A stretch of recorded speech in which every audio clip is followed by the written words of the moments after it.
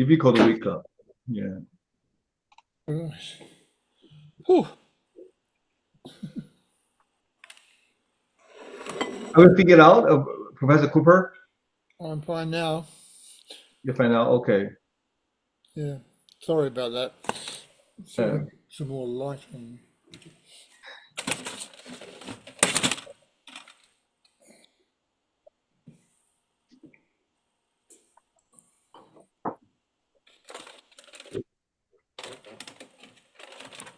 Cool.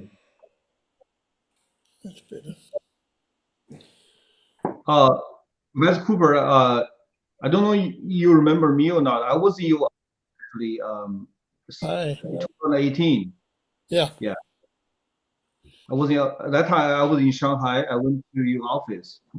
I was. I'm Yeah. retired now, as you can see. Yeah, I know. We are live now. Yep. And we are going to start right away. So admin, please open the room.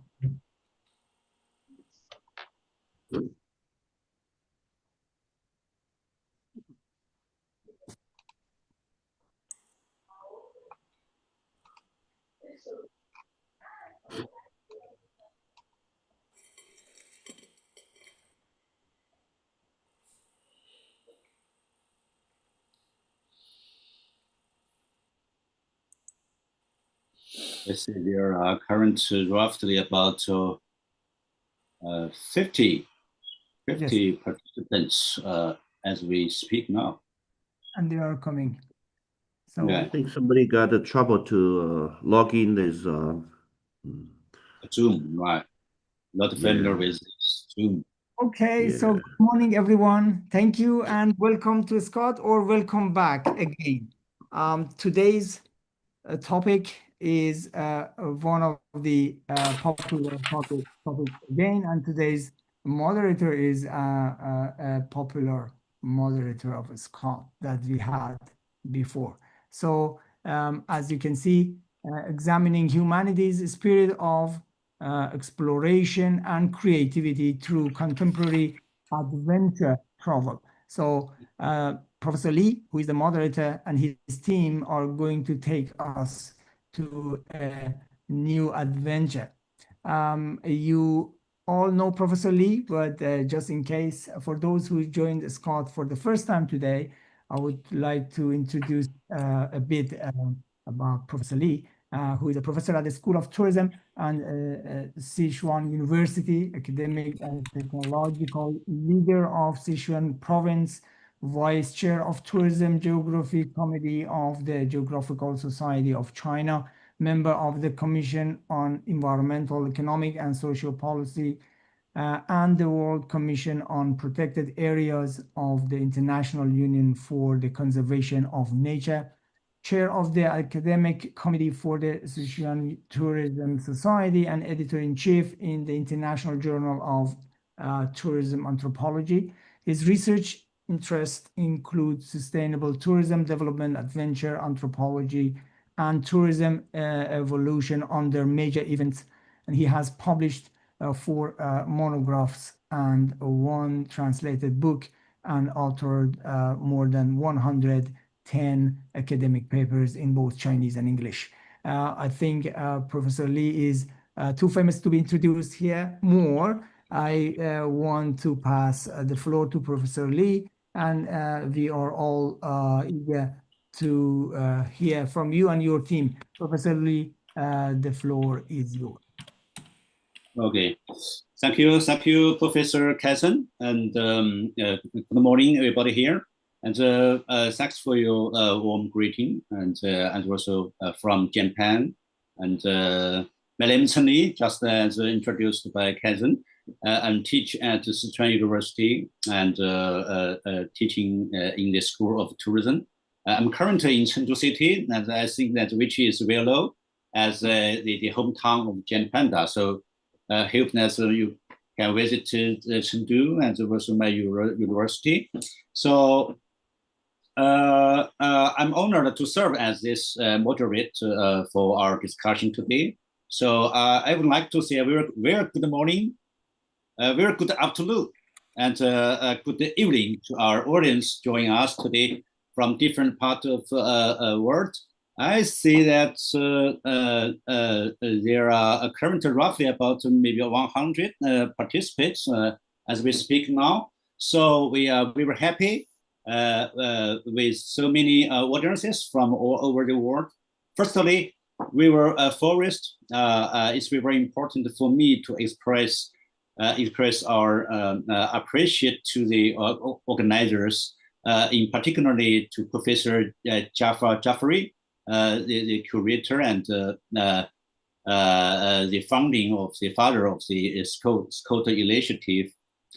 Together with a group of outstanding scholars in the field of children's studies, thanks to their working and continuous commitment, we have been able to build this sustain this highly valued recognized SCOT webinar series. As I know, and since 2020, the webinars has continued for nearly 6 years. And Professor Jafari has already led 74 various webinars discussion. Today is the third SCOT webinars I have participated in since 2021. And through this year, I have truly witnessed this resilience and the exploration spirit of our SCOT team. Today, the topic is examining humanity's spirit of exploration and creativity through contemporary adventure travel. As we know, and during the age of discovery, roughly from the 50s to the 19th century, many real explorers appeared on the world, such as Columbus, Vasco da Gama, and Magellan. And one, of course, and in China, we have the great Zheng He, who led the famous voyage across the Indian Ocean. Since then, the journey of exploration, the adventure travel today we are going to discuss, has never really stopped. Adventures move from the oceans to the high altitude, to the high Himalaya peaks, and later from the highest mountains on Earth to outer space, just like Musk. The purpose of this panel of experts is to explore the social meaning, the social significance of adventure travel. Today, we want to discuss whether adventure travel today can help encourage human spirit of exploration and creativity. And very important, how many this adventure experience inspire young people and even have a positive impact on our society. So thanks to Professor Jafari, and thanks for Kazan and Cooper, we are able to take up this topic of today's discussion. I also want to express my appreciation to our technical team. That very important for us to share our idea and experience with our audience.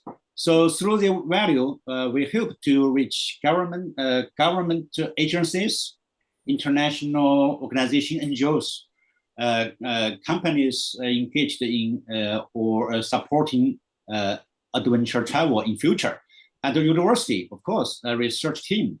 And maybe we can find a new research area, a new topic, and for the scholars, as well as young people who are filled with curiosity and ready to explore the unknown world. And that we hope to convey this social value and the meaning of adventure travel. So once again, my sincere thanks to those of professors making this initiative possible. So we have a wonderful group of panelists with us today. each of you is very important expert in the field of adventure travel. And we truly appreciate the valuable time that you are sharing with us. So my personal thanks to each and every panel member join today's session. Okay, so without further ado, ladies and gentlemen, so let us move directly into the presentation segment. We have roughly about 80 to 90 minutes remain from now, maybe. And during this time, we will cover two parts. The first part will be a round of interventions and insight from each of our speakers. So let us begin and take this opportunity to learn and explore what happened in the world of travel, adventure travel, especially in different region and contexts. So and now let's move on to our first speaker, Dr. Liu Yong. Dr. Liu Yong is truly someone with a unique two identities. Firstly, he is a distinguished scholar, a professor at Sichuan Tourism University, and the director of the Research Institute of Mountain Tourism. On the other hand, he is also a real adventurer, I think, in the modern world. So it's absolutely fitting that we can invite him here today to speak for us about the social meaning of adventure travel. So we also can call him Da Liu, that means Big Liu. Da Liu, Dr. Liu is also the host of the, I will briefly introduce Da Liu. Da Liu is also a host of the National Geography channel and a judge for the world highest mountaineering award, the Peerless Duo. He was named one of China's top 10 adventurers in 2016.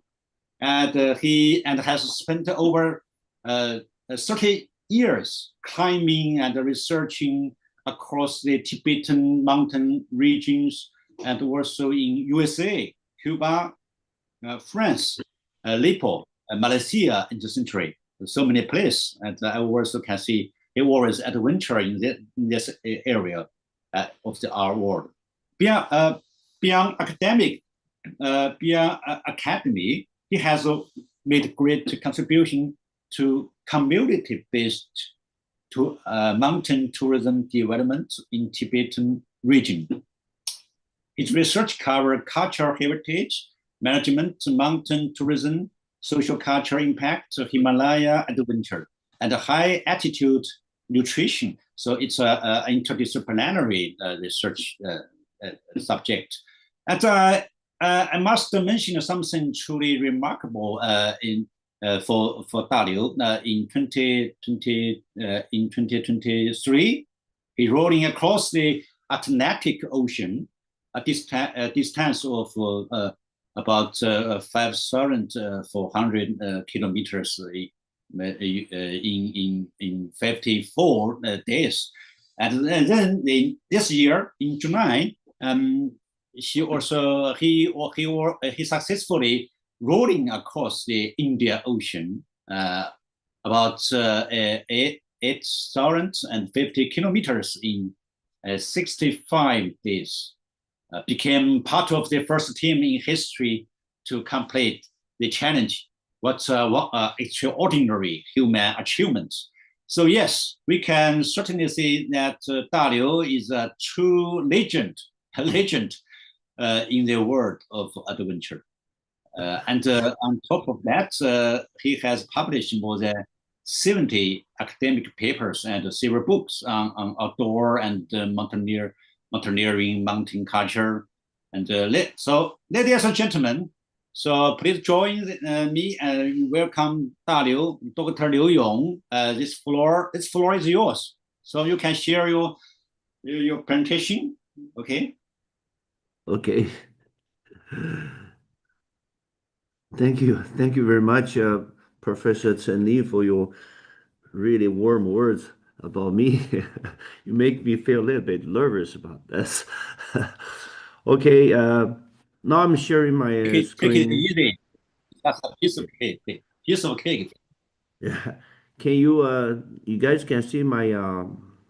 PowerPoint right now? Oh, good. Let's start right away because I think I have probably 20 20 to 25 minutes.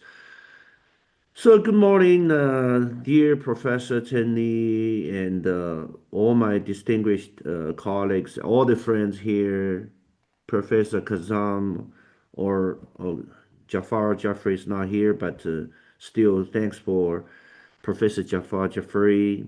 And also, I'm very glad to join this 74th Scott webinar. Okay.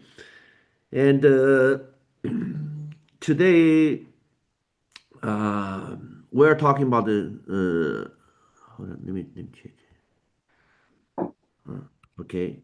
We're talking about this. I would like to share in some of my exploring and adventure experiences or some of my thoughts and feeling of the spirit spirits of the adventure.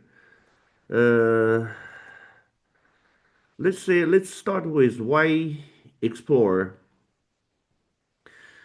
Okay, so adventure travel disrupts habitual routines and invite us into the unfamiliar terrains, both physical and psychological. Adventure provides opportunities for exactly for me. It's freedom, meaning making under uncertainty.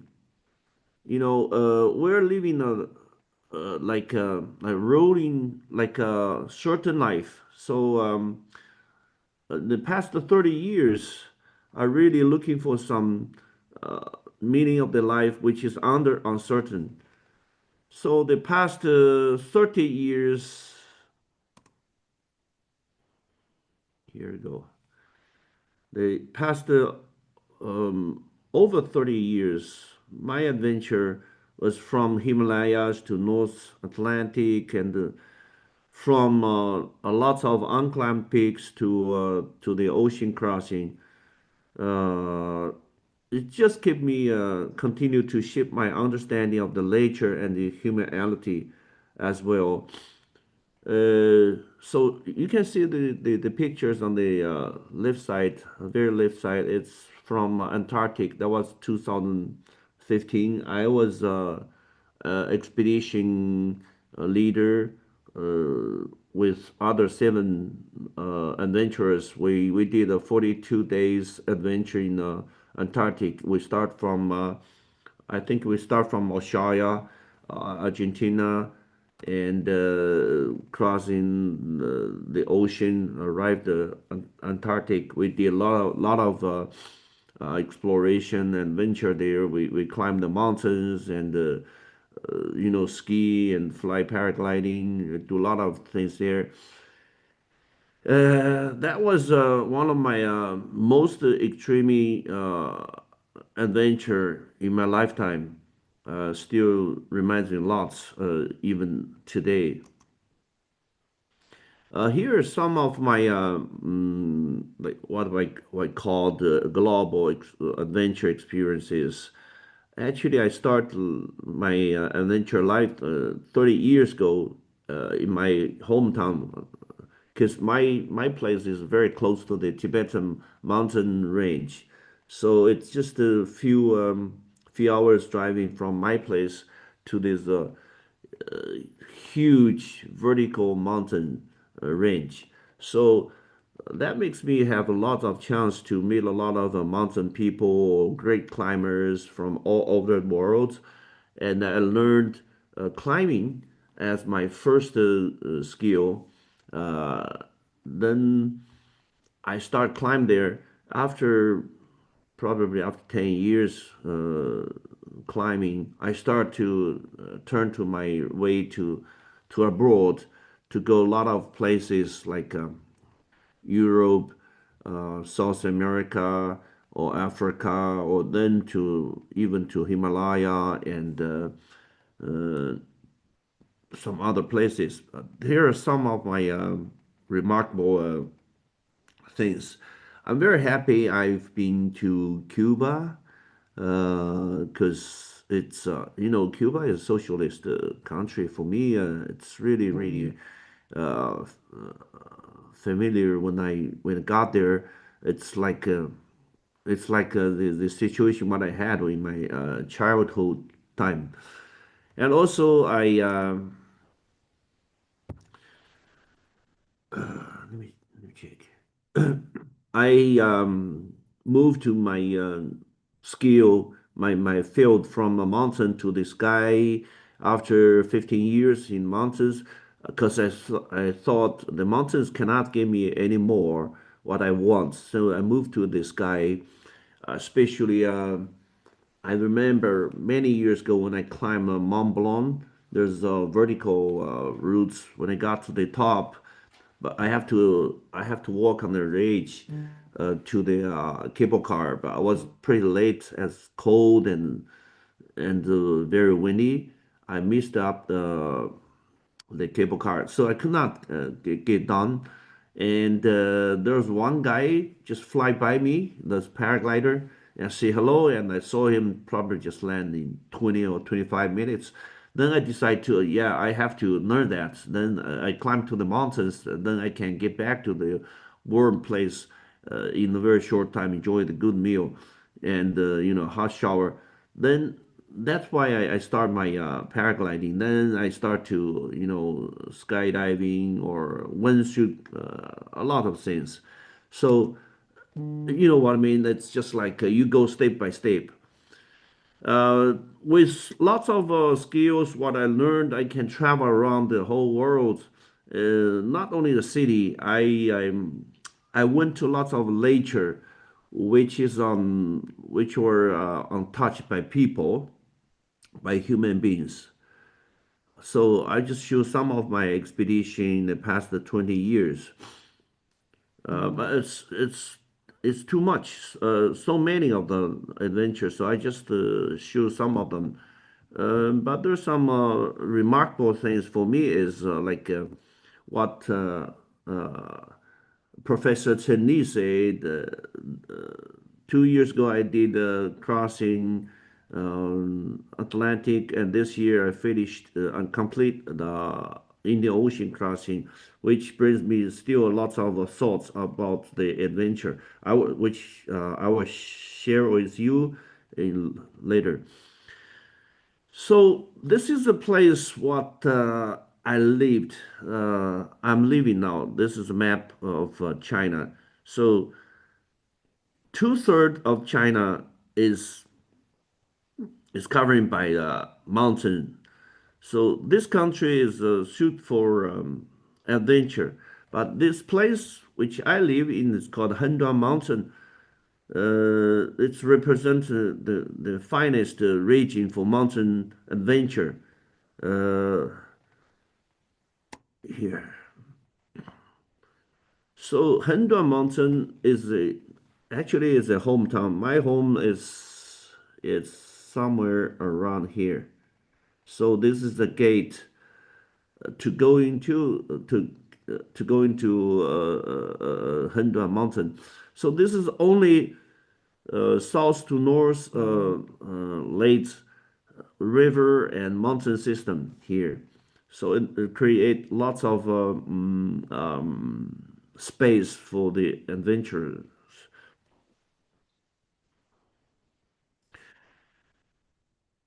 Yeah, this is the beautiful view of these places. We have lots of mountains, lakes, rivers. Also this is a very good tourist destination for lots of tourism.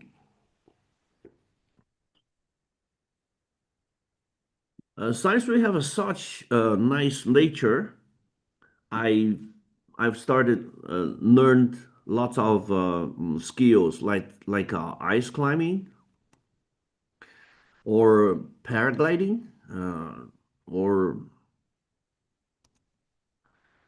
like alpine climbing skill. Uh, I learned all of this in nature. I never trained in gym. You know, like rock climbing now is like Olympic game. So a lot of people they train the indoor. Nobody goes to outdoor rock right now because it takes a long time to get there, and you have to suffer in the weather, the temperature, or even the danger or risk. So, but in my time, we didn't have the gym where we learned everything from the nature. That's why I gained lots of skills. Makes me can travel around the whole world. After about 20 years adventure, I start to move towards to the ocean actually. So the trains for my adventure path is from mountain to sky and to ocean. 2015, I think that was my first big adventure. What I said, I sailed a small boat with 60 feet, 18 meters long boats. We start from Oshaya to Antarctic. That was 40, I think 42 days. 42 days, exactly. 42 days expedition. We did a lot of sailing, climbing, mountain ski, and paragliding as well. But I decided never touch the ocean anymore because of the seasick after that. I got really bad seasick. Since I never touched sea before because I'm a mountain person. But 2013, I got a call from France. There's a French guy. He got me together. Then I decided to go for Atlantic because rolling boats across Atlantic sounds a great idea, or which is a very crazy idea for me. But we did it, as Professor Cheney said. Well, we spent 54 days crossing Atlantic with rolling boats, which is very small, about 9 meters. Uh, I I rowed it with five French guys, which is very tough. You know, French people they gather together. They stop to speak English after a few days in boat. I thought I was rowing like along because I don't speak French as well. But this is totally a crazy adventure for me. With this boat is unsupported. There's no supported. There's no power. We only use the manpower to do it. But this is really, really inspired me to know more about this space. I mean, the ocean, which I never noticed it before. This is a road. Actually, this road is very similar like the roads Columbus crossing back to 1492. So I put this picture down there. The boat we called it's called Man of War. So we start from Calarin Islands and we arrived at Guadeloupe, French Guadeloupe, after 54 days, which is 5,239 kilometers. Um, I did it, but I thought I would not do it again because I got 28 days seasickness.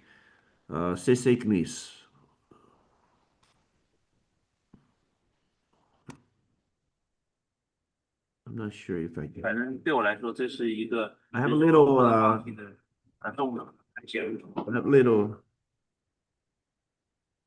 video.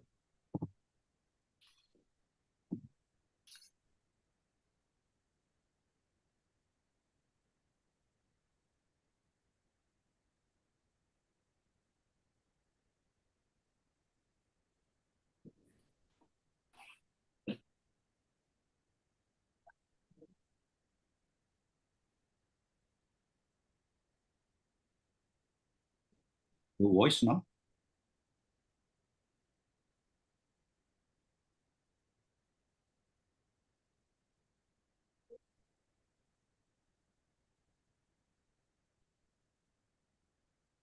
探险，真的现在没有任何一句话可以描述这次探险。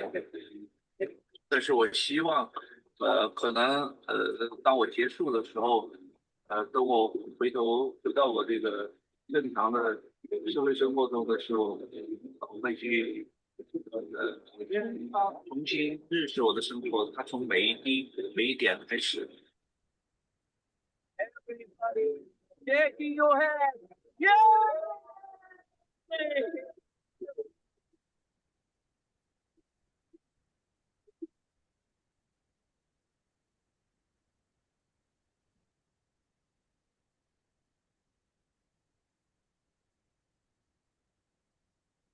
Yeah, as you say, 6 of us, we complete a 54 days unpowered Atlantic crossing.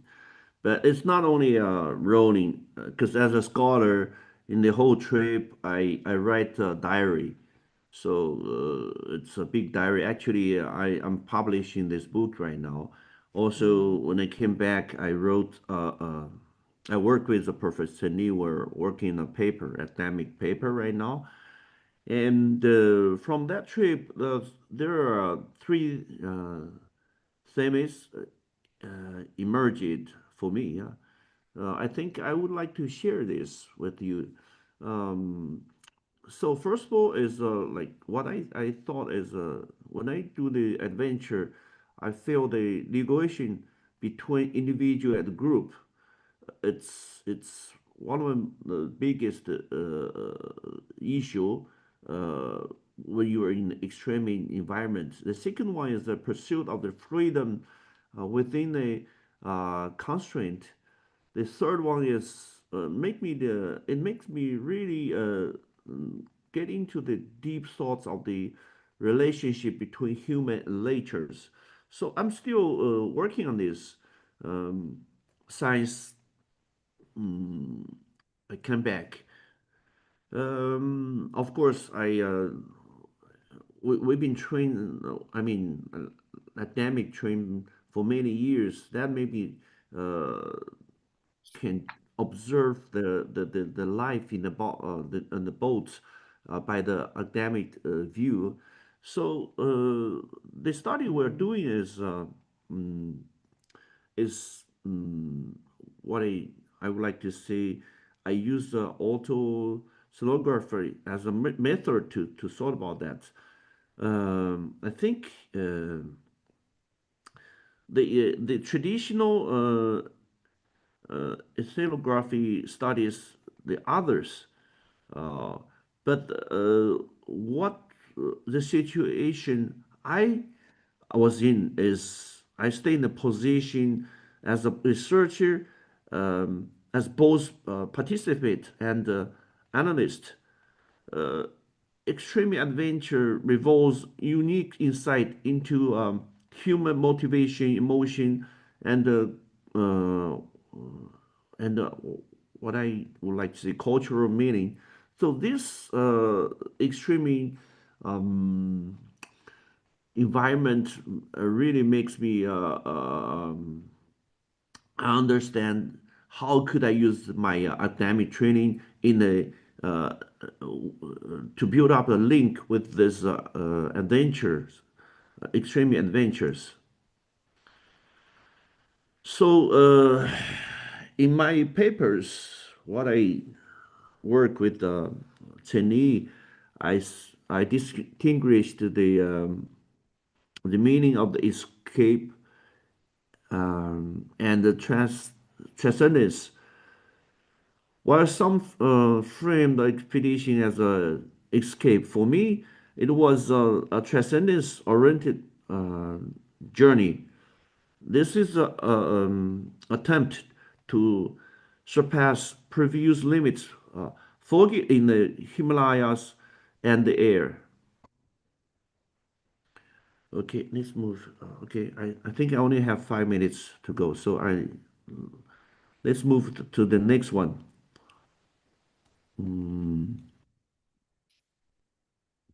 This is my second departure, my second biggest adventure in this year. I spent 65 days with other European guys to rowing across the Indian Ocean again, because as I said just now, I don't want touch the ocean anymore after 28 days seasickness in Atlantic. But last year, the end of last year, one guy from Holland contact me, said he's going to cross the Indian Ocean, and he want me to join that team.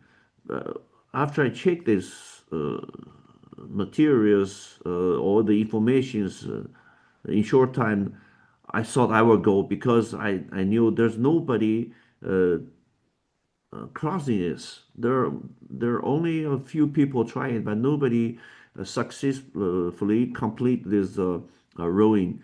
Of course, I knew it would be a very risky trip, but something pushed me to go there. So we start from May 17th. We spend the 65 days, complete 8,500 kilometers from West Australia. We start from Cardigan, which is a small port in West Australia, to Dar es Salaam in Tanzania, in Africa.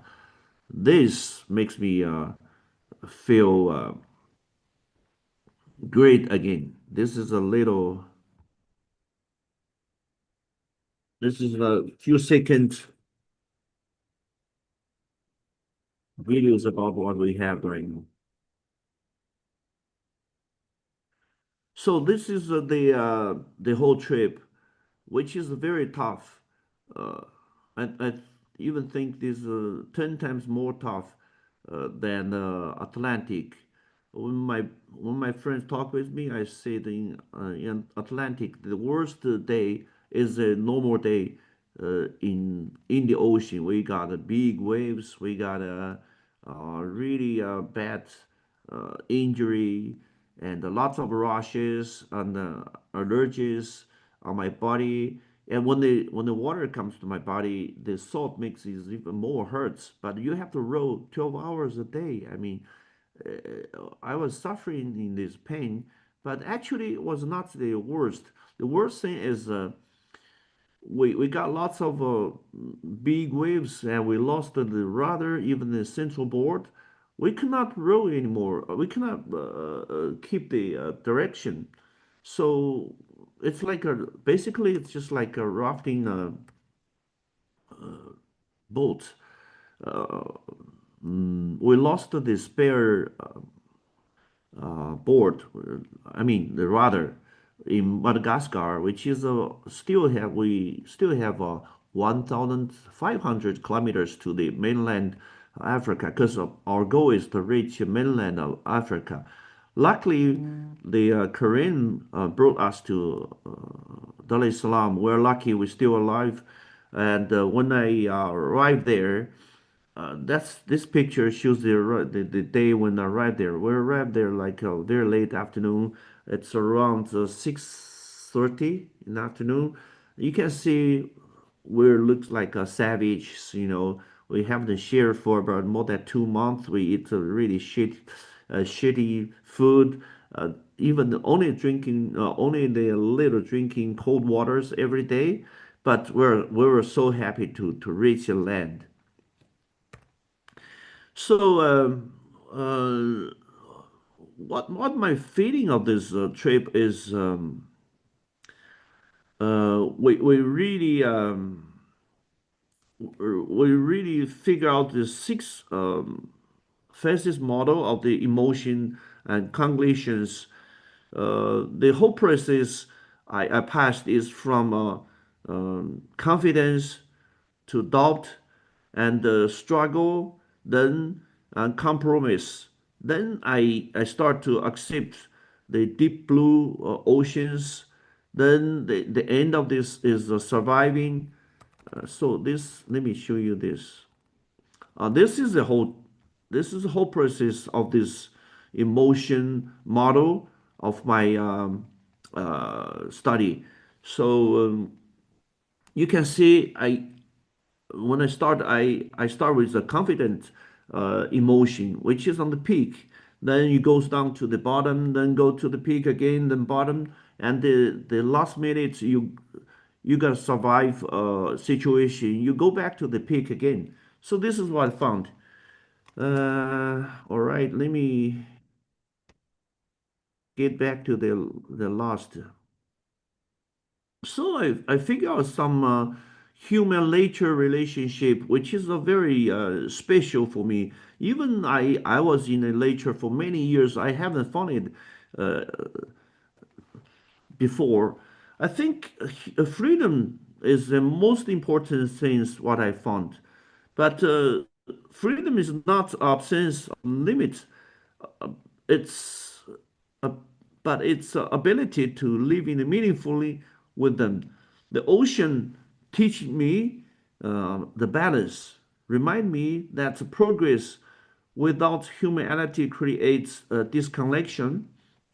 Because in this whole trip, I rode like 12 hours. I didn't even have time to check my cell phone, to even touch anything what I have in the land. So it's make me my mind running all the time. Um, I deeply realized the relationship between the humanity and nature. It's from object to the intersubjectivity.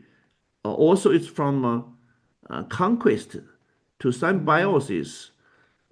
I mean, also, I think it's from experience for internalization.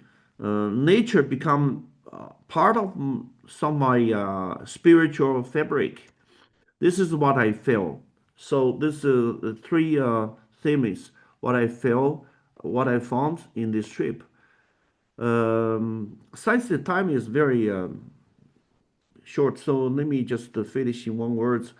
I think adventure travel is not merely about individual boundary, because when I started, I tried to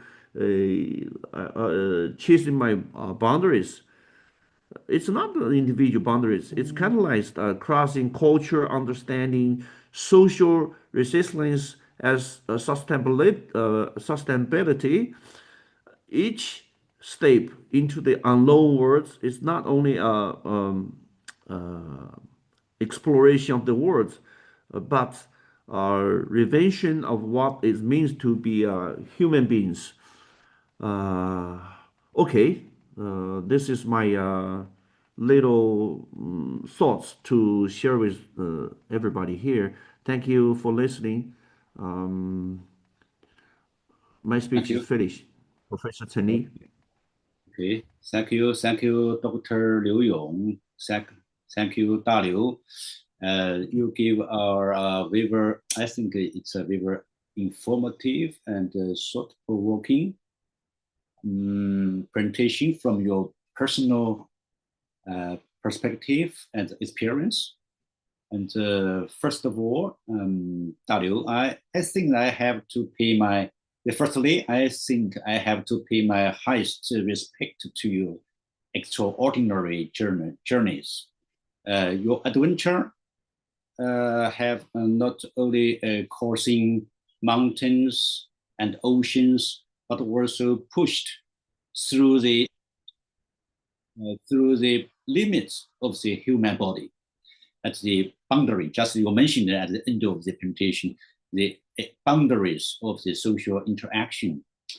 So from Dr. Da Liu's presentation, I think it's about the spirit of exploration and creativity. He told, Da Liu told us how to understanding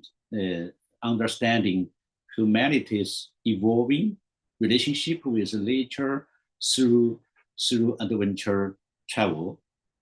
I was especially touched by your end of the presentation about the different kind of boundaries you encounter on every expedition, fear, excursion, and how each of these experience give you a new way to understand the world.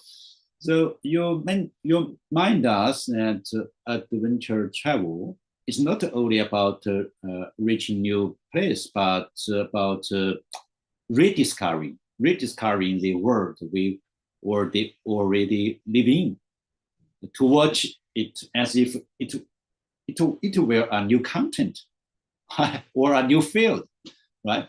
So I think that maybe that this is beginning for us to get the spirit of exploration and creativity.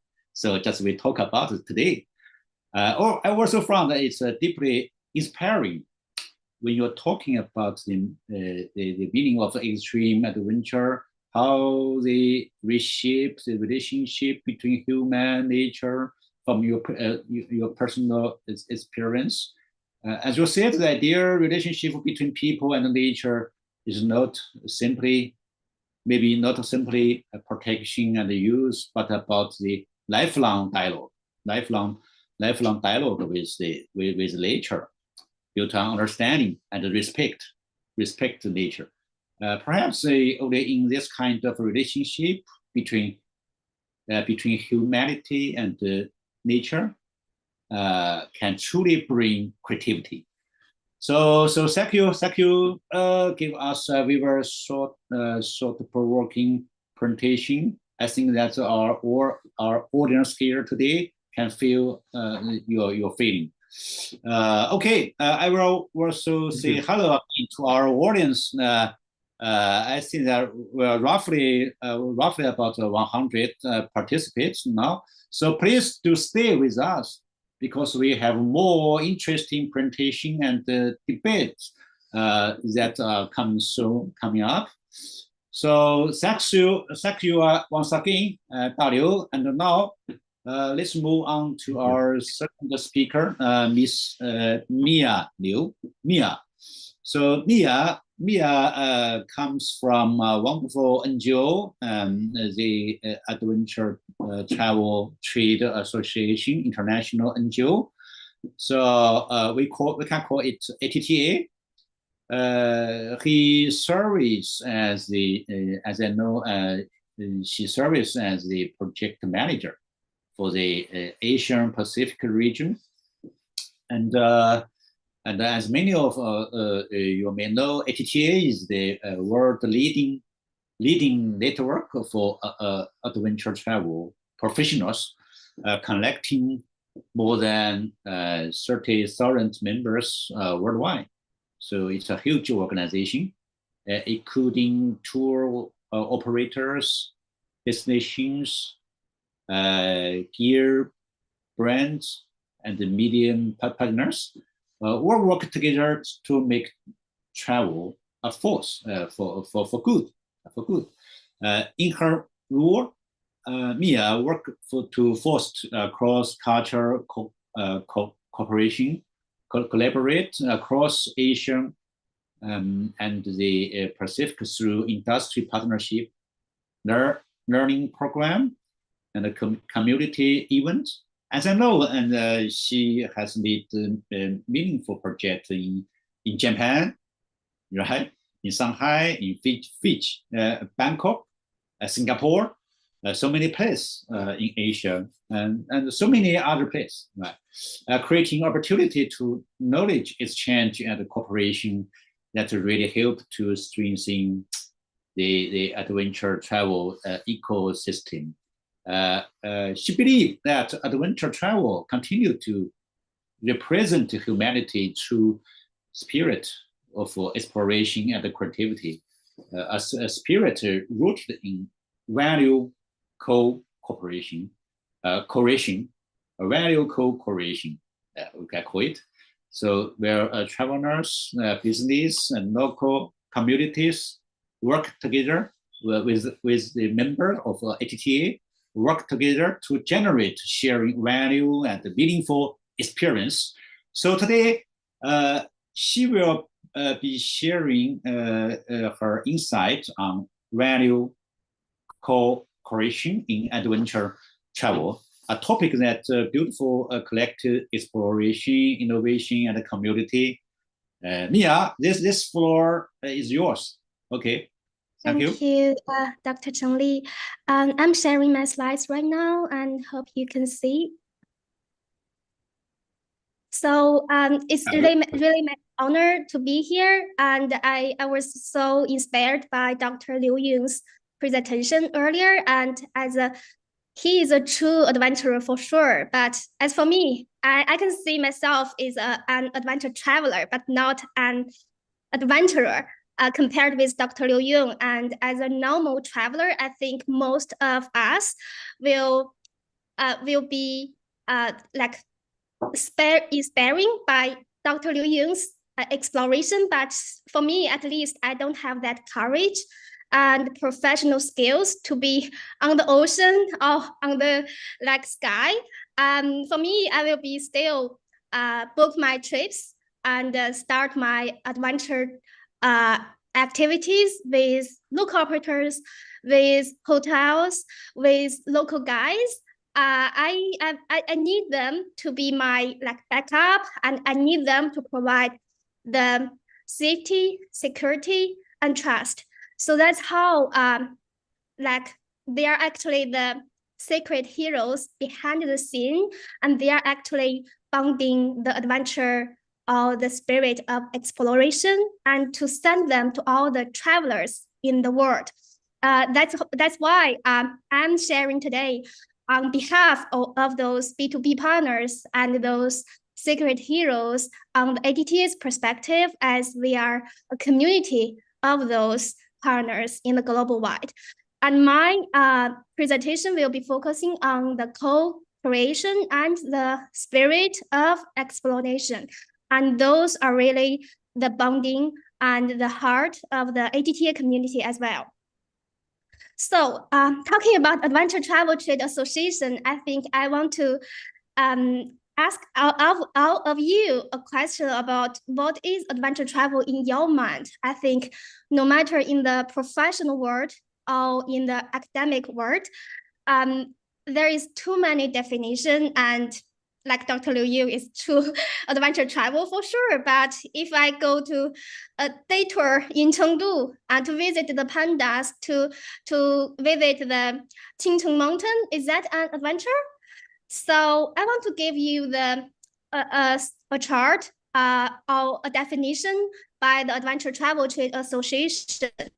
So this actually comes from a report, I think back to 2017 or 16. So we define adventure travel is including the three components: nature, activity, and culture. So back to 2017, we said adventure travel, they must include at least two of the three components, which means it's either culture plus activity, culture plus nature. That's it.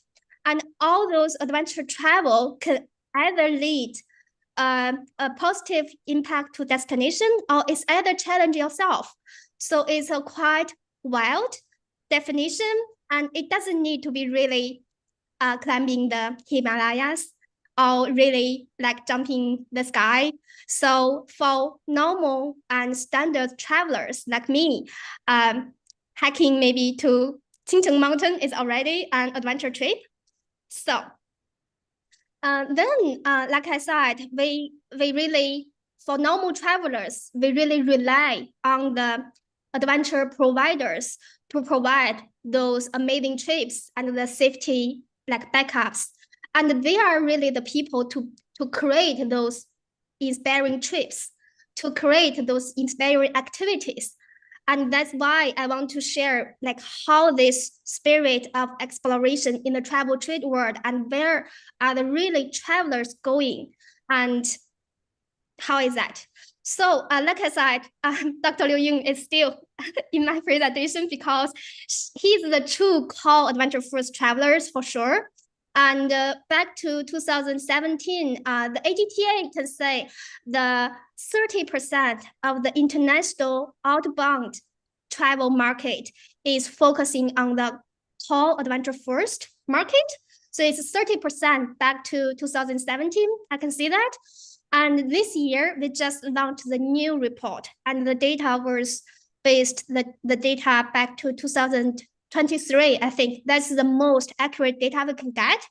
And from that data, we can see the core adventure first travelers has grown to about 40% to the market.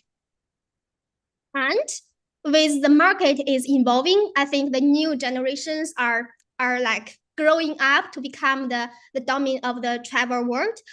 We came up with this new concept like travelers open to adventure. So we are not limit them to core adventure only travelers. We define adventure travelers with this new concept. We call it travelers open to adventure. And who are they? So with the concept in the old way, we are really actually including the adventure intensives, the nature enthusiasts, and experience samplers. So we include those three as the core adventure travelers. But this year, starting with this year, we are actually including the culture explorers into the adventure travelers as well. So with all these 4 types of travelers, we call them travelers open to adventure. And this whole community can reach 67% of the total international outbound market. And why they are really travel, or what is the reason why they decide to go on an adventure trip? I won't read my slides because it's quite clear for you to check that easily. But I want to highlight, we can see the culture encounters to travel like a local. Those are not like those stream activities, or I have to go to that mountain because mountain is there. So that's still a reason. But for the young generations, or for the current trends of market, to meet the cultures, to meet the locals is still the reason for them to travel and to start an adventure trip. And as we talk about their reason, and we can see what kind of trips they are choosing. So I forgot to mention those reports comes from the survey based on the community of tour operators. So they are providing the first hand of data to the community and to provide the accurate trends on last year's travel market. So we can see the custom itineraries for sure, and soft adventures for sure. And also some new to our mind is women-focused and solo travelers. I think that's the new trends in China as well. I can see a lot of travelers are more women-focused. And let's talk about the activities. So like I said, the adventure trip is like combined with culture, nature, and activities. And now even running, even bird watching can be considered as an activity, because a traveler, they won't do only one activity during their trips. They may combine different elements in their maybe 7 days trips, and maybe one day is culture, one day is running. So that's how they create their own trips. Like I said, the total open to adventure global market is really valuable, and it's like more than $1 trillion. But like, what that really means, or what that really valued to the travel trade? From the data we got from our operators, we can see the most popular adventure trip is about 8 nights, and the trip is really value about $3,000. So it's not a cheap trip. And I think people are really on adventure trip, and they're like, they know they will spend more because they know they will go more rural places. They will need guys to secure their safety as well. And then those, like, the majority of their spend is really staying with the local community. Like I said, if I book a trip with a China operator and I'm going to Nepal, I think the most cost I spend will stay in Nepal because we need a local supplier, the local outfitter to hand down my trips, to operate my trips. It's not like I take on a cruise trip. I didn't even stay on the local. I didn't spend my money in the destination, but the adventure trip really did. That's why we are seeing the adventure travelers are the really real travelers a destination need, because they are spending more. They are creating more jobs. Like we can see porters, guides, even some drivers, local transportations. So the adventure travel trips are really rely on the local suppliers. That's a basic introduction about how this trade looks like and how the adventure travel market looks like in the nowadays.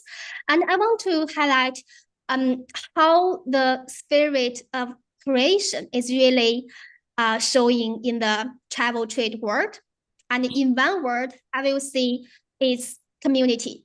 Like the Scout community, we are here because we are in the Scout community and we are like joining this webinar together. It's the same like the Adventure Travel Trade Association.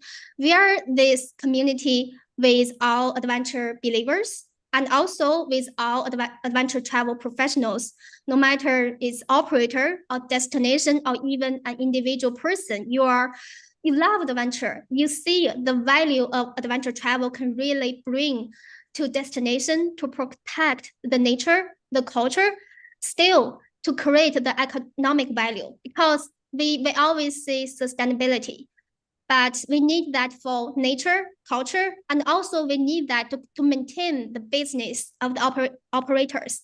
If they can't make money or if they can't survive, how this business or how this adventure travel market can be sustainable. So a quick introduction about ATTA and who are in our community. From data here, we can see over 60% they are operators, no matter they are inbound or outbound. And we got destinations, etc. So it's all business to business companies related to adventure travel. And from the geographic data, we can see still there over 60% of our members are based in the America, either North America or South America, and in Europe, and a small percentage in Asia, Oceania now. Because I'm based in Asia and I'm taking care of the APAC region, I think no matter it's in China or Japan, they got amazing nature, culture, and adventure, like how to say, adventure as well. But sometimes people may have that misunderstanding of when they think about us, they may only think, oh, it's like old country with great culture, but they may not match our image to adventure. That's why they will join or they will stay in the community to present themselves, to let them know we do have adventure. Like I just shared, over 60% of our community, they are operators. Like we said, either they are buyers, they can be travel agents or advisors, or they can be OTAs. Because from the supply chain of adventure trip booking, if I am a traveler, I think most of you are as well. When you start to book a trip, you will choose to book with a travel agency or you will book with an OTA. Then the OTA will take the trip to a local ground operator or DMC to run the trips. Those we can see they are first tier of suppliers, but we can see behind the scenes still we got second tier of suppliers. That's how this adventure travel business, how they benefit the destination as well, because they create the needs for travelers to really enter those national parks, to really enter those cafe, restaurants, to spend their money to buy the souvenirs. And behind them, those providers, producers are beneficial from that trip as well. In ATTA, how we define buyer or supplier, because that's a normal like supply chain as well as travelers. We normally will choose a buyer. For example, if I book a trip, I will choose a Chengdu operator because I'm based here. This Chengdu operator is from the source market, and they can call the buyer, and then they will choose a supplier in Nepal because that's the country of destination. So this is how we define a buyer and supplier, and this is how they work together. This is I can see it's a 90% way of this adventure travel trip is like operating. And how they choose partners, still using the data, no matter their buyer or supplier, trust and relationships always come first. Because no matter it's a normal travel or an adventure travel, it's still a business of human. And especially for adventure travel trip, you are sending your guest to a foreign country to climb the Kilimanjaro. And if you don't trust the supplier, how can this trip become real? Or how can you really give your like clients a safe trip if you don't trust your partner? That's how this works as well. So that's why a community is really valuable, because people are joining any community, no matter it's Adventure Travel Trade Association or other travel trade associations like PATA, for example, or Scout, for example. People are joining this because they are sharing the same value. For adventure travel, for sure, people are joining the Adventure Travel Trade Association because they trust adventure travel is a good way of travel, and this can be leading a good economic value, either a positive impact to the destination. I'm using some charts from my academic paper because my master paper is also related to the ATTA. So I'm using this as a better explanation about how this co-creation works in either professional way or academic way. So like I said, the business member is the member we are just sharing, is more B2B focus.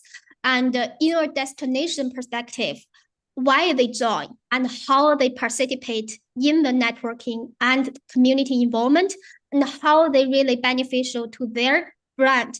This is a whole progress. And also it takes long time to really build the relationship between the destination and operators. And then those operators can really bring their guests to the destination. So it's a long chain of adventure travel trip. And also, this is a conceptual model of my research as well.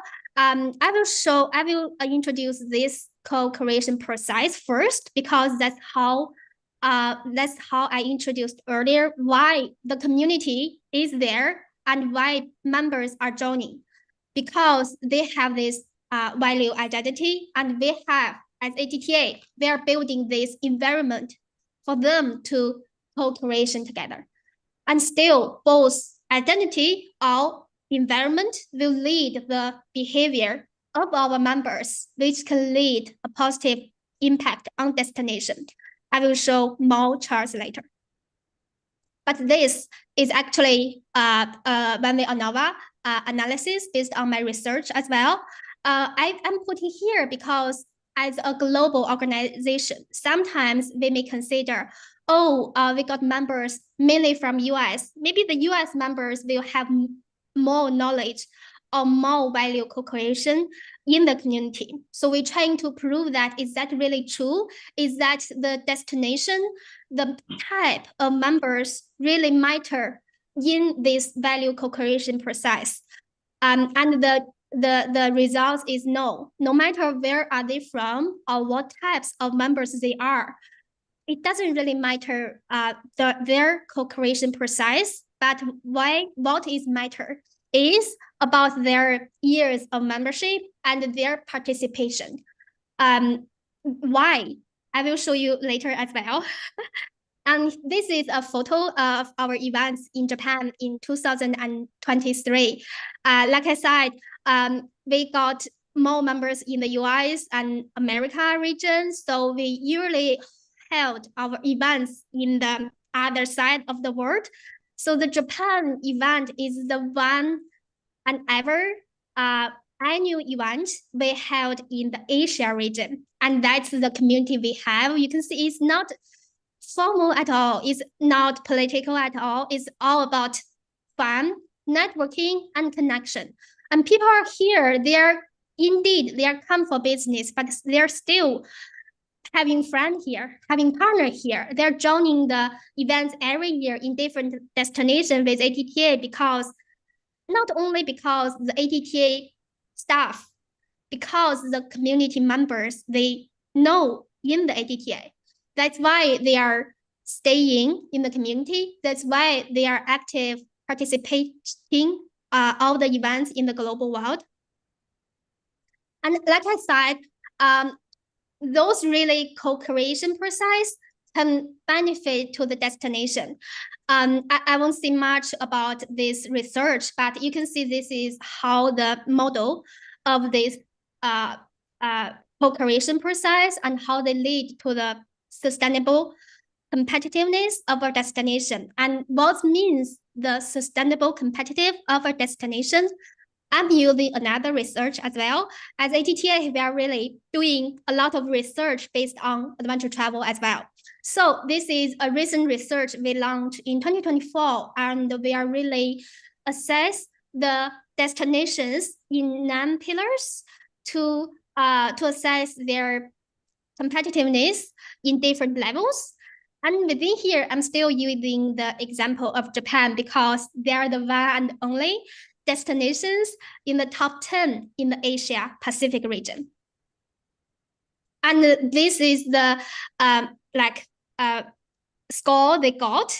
I won't touch more, but I want to highlight this infrastructure part because normally when we think about infrastructure, we think about the hard one, like the road, like the high-speed train, like the trails, etc. But still, the infrastructure is including the soft part, which means the ground operators, outfitters, even the guys, the training program, because they are the fundamental of this business. They are the really people who connect with the travelers to deliver the service, to really maintain the image of your destination. Because sometimes a bad operator can really ruin your trip. And still, who are the operators for now, for sure? Because when we talk about adventure travel operators or adventure travel business, we can see, we know a lot of big travel companies in the globe. Like in China, we got very big travel agencies, travel companies, like Ctrip, for example. But the real operators in adventure travel business in the globe, they are really small. They're really like even less than 10 full-time staffs, or maybe less than 10 part-time staffs. So those are the nature of adventure business, because the smaller operators, they are in different locations that they decide the nature of adventure travel as well. It's in smaller group. It won't be in a bus with 50 people. Now, the normal adventure travel size about 6 to 12 people. It provides the environment for the travelers to connect, to better explore the destination, and won't leave a big impact on the nature environment as well. That's the nature of adventure travel and adventure travel business. So that's why a community is really important for those smaller adventure travel businesses and companies, because they need the support from each other. They need the experiences or even challenge from each other, and they can grow together. Because normally a lot of bigger associations and bigger market, the business are really huge, but they are like occupying the big percentage of the world. the smaller businesses, the smaller owners of a company, they need more chance, they need more opportunity to grow themselves as well. That's how ATTA starts. We are really the place for those smaller operators to grow together. I'm using another example of Japan as well, because we have the events there in 2023. You can see Japan, and especially Hokkaido, is really now promoting themselves as an adventure destination. This is their website, and they are actually creating this adventure focus web page to highlight their trips, their guides specifically. And this is some open data I get from ATTA website. That's how Japan as an adventure destination really evolving in the ATTA community. They are hosting ATTA events. They are organizing adventure travel trainings to their guides, to their smaller operators. They are even held some smaller scale of member connect in their region. So no matter what kind of events they have, the truth is they are really creating their own community already in Japan. So they are joining the ATTA, they are joining the big global community, and then they're building their own adventure travel community in their own destination, because the operators on site, they are not competitors. They are partners to work together. That's how we transform the information as well.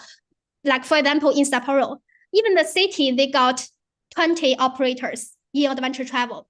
Maybe someone may think they are competitors. They are like hiding from each other, but no, in the ATTA community, each of the small operators, they are kind of working together. They can learn from each other. They can really, as they're small, I can see that's the nature, because they're small. When they got more needs, they will need more operators on site to operate the global travelers. That's how the destination can grow. That's how the local market can grow. So that's not about competition, it's about collaboration. This is another report data as well. As I said, we held this Adventure Travel World Summit in Japan, Hokkaido in 2023. This is the post-event survey we have with those buyers. After these events, what results we bring to the destination is more trips, because the buyers, they are planning to add Hokkaido as their adventure travel itineraries. They're promoting this destination to their own travelers in different locations. And those can bring more guests after the events, and they can bring more economic value to the destination for sure. So this is not an immediate impact, but it's a long-term partnerships built. I will use this Beagle's quote at the end. So one of the first things you learn when you travel is that nowhere is magical unless you can bring the right eyes to it. That's the adventure travel spirit works, because we are open to adventure. We are open to something new. We want to discover the destination in different insights. That's why the adventure travel is really beneficial to either destination or local community. And thank you so much. Okay. Thank you so much, Mia. So I think that for that truly inspiring introduce to ATTA work, and I think you helped us understand. I think not only what the adventure travel means from ATTAs, right? ATTA give a destination about the adventure travel, and from your ATTA perspective, right? But also the great value that lie behind it, right? So you also introduce how to work, the ATTA how to work at the member, and how to work together, not a competitor, but also cooperation together, right? So I really appreciate how to look at. I really appreciate how you look at the value co-creation. I think that from two level. The first maybe within ATTA itself, right? As a global community organization, NGO, has a very special organization, right? And second, I think that through ATTA or worldwide cooperation that collect destinations, government, business, and the local communities, and could create true meaningful and impact adventure travel experience. I think it's an incredible effort that allows so many countries, regions, and communities to participate activity and meaningfully in the global adventure travel movement. I think ATTA is doing a very good work for this. You point that ATTA is a community of adventure travel believer, right? So people who believe that when travel is done responsible, safety, and respectful, it can bring positive change to communities, to the environment, to wildlife, and to culture, of course, to the travelers themselves. So I think that ATTA as an NGO, international NGO, contributes to advancing the spirit of exploration and human creativity through adventure travel. So thank you again, Mia, so for your sharing such a wonderful perspective with all of us. Thank you. And now, so let's move on to our third speaker, Dr. Dong Erwei. So I will briefly introduce Dong Erwei. Dr. Dong received his PhD from USA, majority in recreation park and tourism management from Pennsylvania State University about 2006, right?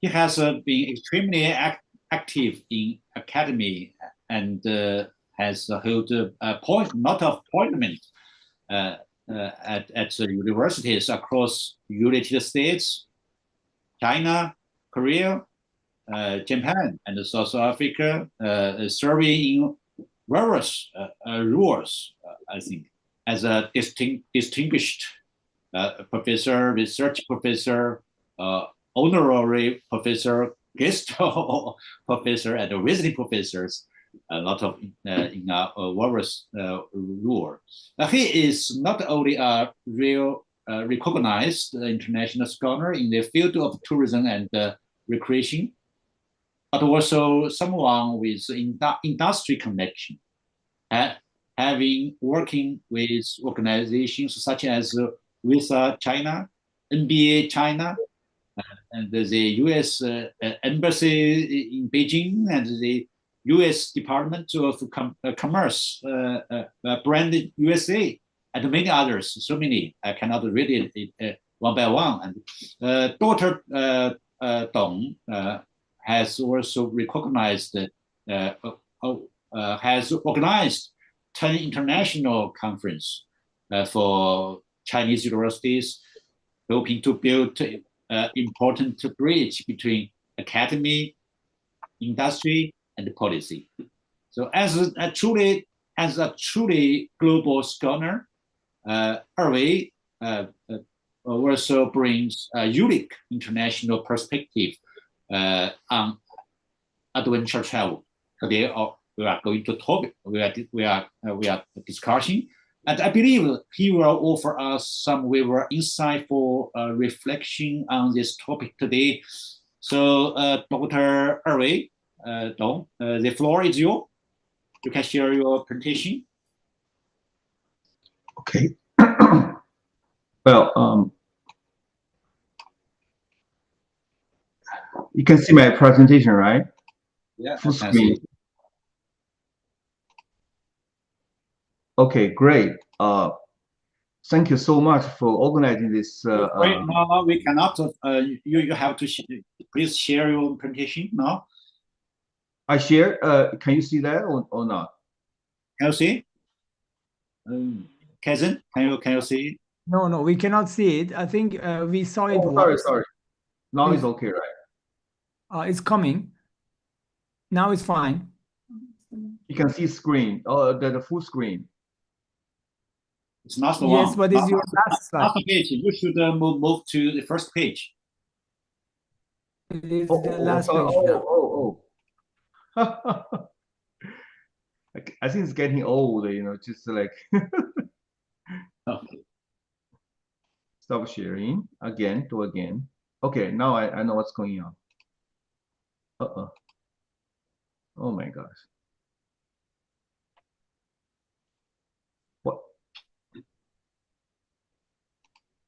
What about now? Yes, it's good. We're good now. Okay, good. Okay, thank you so much for organizing this this seminar. Actually, before seminar, four of us, Dr. Liu and Dr. Chen and Mia, we discussed what kind of topic we should cover. So actually, at that time, I saw that this is a very big task for me to finish. It's very difficult to talk because compared with our speaker, Dr. Liu, has been so many years actually in the field for actually very practical experience, just like adventure, all kind of adventure trips in the world. Compared with Mia, she's an industry person. So as Dr. Cheng introduced that, I have interacted with so many people from industry. So, in front of industry people, you're talking about the you experience, you have to be very practical, and also in front of the Dr. Liu, I have to be very specific, actually make him think and make sense. And also this is a seminar is from all over the world. For me, it's very challenging actually. To be honest with you, I have been so many presentations. This one is not easy for me at all. So also on the last minutes, I finished this presentation. I hope this can make sense. And I think our audience has so many people, particularly from Japan, China, other countries. If you can correct me, you can please correct me if I'm wrong with this topic. Back to my experience, that Dr. Cheng introduced that I'm Chinese. I speak Chinese. However, I started learning Japanese when I was 5 years old. So I was very fluent, so I understand Japanese really well. And I lived in Japan for 7 years. I studied and worked there. And as for my Korean connection, is that I started Korean study back to almost 20 years ago. I was a fellow of Korean Foundation and also Academy of Korean Study. So I have some knowledge. I cannot say it's really good knowledge. Some knowledge I understand in Korea. And I also live in US for more than 25 years. So hopefully I can make some good comparison. So back to adventure, this concept, we can see it's very interesting. Even myself, after finishing my presentation, I also learned a lot of stuff. So I think this slides Mia has shown to our audience. I don't want to repeat. However, if you see some keyword from this slides, you can see this slide point out activity, point out nature, challenge, and wellness. And also I can see I'm thinking about the link to my area. it's also my question. Also, it's a question for everyone. Is this adventure to travel or tourism is a part of sports tourism also? Because what we do is, like Dr. Liu mentioned, that we also deal with mountain, hiking, scuba diving, parachute, all kind of stuff. Actually, to deal with sports, and also I think that in some sort of tourism form. So I think this is very interesting today. I think we can add some component that the adventure travel is we can be considered as a form of sports tourism. Okay, let's say go into the Chinese language here. So I think we have audience from China. When you see this word, we call adventure. Direct translate in China, we call 探险. If you look at closely, you can see the Dr. Liu mentioned that exploration actually in English as well. So tan, which means in Chinese called seeking, looking for, right? Xian, which means dangerous environments. So we put everything together.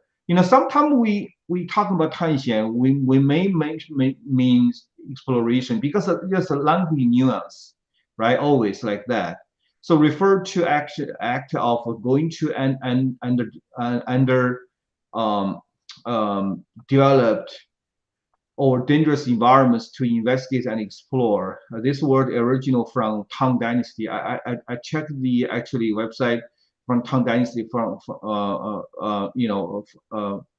poem actually describe this word. And again, I think China right at this moment emphasizes adventure, not exploration.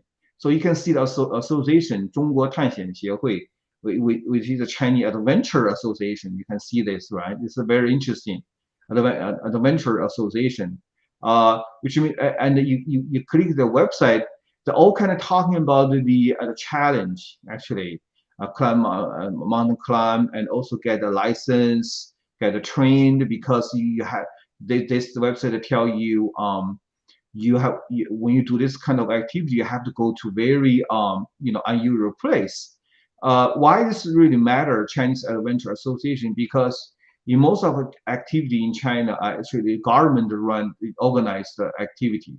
So you get certified or some certificate actually from this association, or China Adventure Association.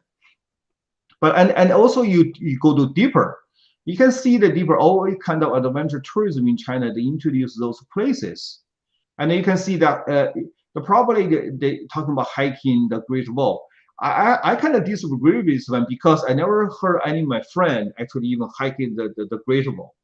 Even this we call more than 10 kilometers. I don't know who actually hiking the Great Wall. It's hard to connect each other. But anyhow, to tell you this is a tough journey. But many friends actually went to Yunnan, Yunnan Gorgeous. Yunnan and Sichuan have tremendous great places you go to adventure. And also maybe go to Xinjiang Uyghur region. You can go see some desert, and also you can see the screen, the right side. So you can see there's so many places actually in China you can do adventure, because China is such a large country. From north and south, from west and the east, the geographically everything is different. It's fantastic. Even myself, I did not have much chance to see every party in China. And move to Japanese language. This is my understanding that. So if you talking about adventure in Japanese, I think Dr. Kazami, you know this word called boken, yeah, in Chinese called 冒险 boken in Japanese language. So all of them mention like a boken, shin, which shin means kokoro in Japanese. But we're talking about spirit of adventure. And then there's a gailego, which means a long word. Gailego means adventure. Adventure is kind of interesting. This of course is equal to English called adventure. So you will have a question why Japanese use two different words. This is kind of interesting. I think originally, this is a Chinese character, kanji, Hanzi, was origin from China, and the Japanese just use that, and then later something like due to the within the time period of time changing, some concept changing. So suddenly they use some Western word, Western English word or French word or German word that describe new things. Like a Japanese, they talking about leisure, which Chinese call xiuxian, they call leisure, but in Japanese would have yukakatsudo, which means like free time activities, all different. So this is kind of interesting. In Japan has two words to describe the adventure, and then move on. They use the traditional Chinese characters equal to Maoxian in simple Chinese character. This is the same thing. And also, this is a new discovery for me. And I just mentioned that exploration in Chinese called 探险, right? 中国探险协会 China Adventure Association. And you can see in Japanese called tanken. This ken, which means it's not 险, not dangerous. So if you compare these two words, you see the Japanese actually changed from dangerous environment to ken, which means exploration. It's kind of interesting. So this is for me is a new discovery. I think Japan actually really later when time passed by, they actually changed some new concept. So here we go. How do you understand that? So we did a further search. You can understand there's many associations in Japan. For example, this one, Japan Adventure Playground Association. So they talk about playground, and then they narrow down actually only focus on kids, actually, young children. And then you check this website, you find that there's lots of places in Japan, and even little place, you don't really have to say, okay, I should go to the big desert, the big mountain. And even little space can provide some adventure opportunity or space for kids. This is really interesting concept. And then you can see that again, it's a website. You can see little kids, they do the place in even park, local park, some riverside, something like that. I think their concept that they provide an innovative way to promote and educate children playful growth by supporting adventure playground. Maybe this just due to earthquake or natural disaster in Japan. They have to worry about every single day. Maybe next day, when even now you may hear or you may experience earthquake.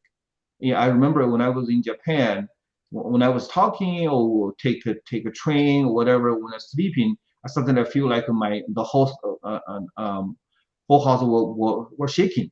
So why? Because earthquake. So that's just like every day you have to worry about it's the natural disaster. I think this is probably the way to train kids. Say, hey, this is the adventure exploration is so important for you guys to understand how to protect yourself. And this one, I think I don't know Dr. Jafari is here or not. When I was a doctoral student, I took the Foundation of Tourism. He's a big-time scholar. He named on our textbook. This called a Japan Adventure Fiction Association, the writing novel. So this is kind of interesting. This association, you see the word Jafar. Probably he's Jafar, J-A-F-A, Jafar. It's kind of interesting. But anyway, so why they have this kind of novels, the fiction writing the novel, they give the prize there. I think first of all, for Meiji time, adventure has three meanings for Japanese. The first one, I think they think that adventure means scientific development. You have to both can, take a risk to do something. Let's give you something that challenge. Hey, scientific adventure. Maybe that's the lead the Japanese that invented lots of stuff like a TV, all kind of the new technology back to since Meiji time, inspire them. And the second one is empire exploration. Okay, because Japan is a small territory, so colonization is a problem that time for them is very, very important. They have to go out. That's the reason why you can see the Japanese, colonization idea, like pretty similar to in English, the Portuguese, the French, the people. I think Dr. Liu experienced that why on the same boat there are so many French people, because their nature want exploration, empire exploration. And the third one, youth development. Like I mentioned, like kids, just for our kids growth, something like that. I think this from this association, the conclusion is that three meanings: so scientific development, empire exploration, youth development. And this guy, I don't know, everybody knows that, Naomi Uemura. His guy is famous, Japan adventure, who know particular for his just one man actually. He climbed Mount Everest,珠穆朗玛, in May 1970, when he was 29 years old, but suddenly he disappeared in Alaska, United States. Nobody can find him. This happens, right? This guy really good. So why he's important? Okay, he has a museum actually in Tokyo. I did not even know this actually. I live in Tokyo 7 years. I did not even know he has a museum, but in English called museum, but in Japanese you can see called Bokenkan. Boken is adventure. If you cannot translate direct to English, it's kind of weird, but Bokenkan, but Japanese understand what it's about.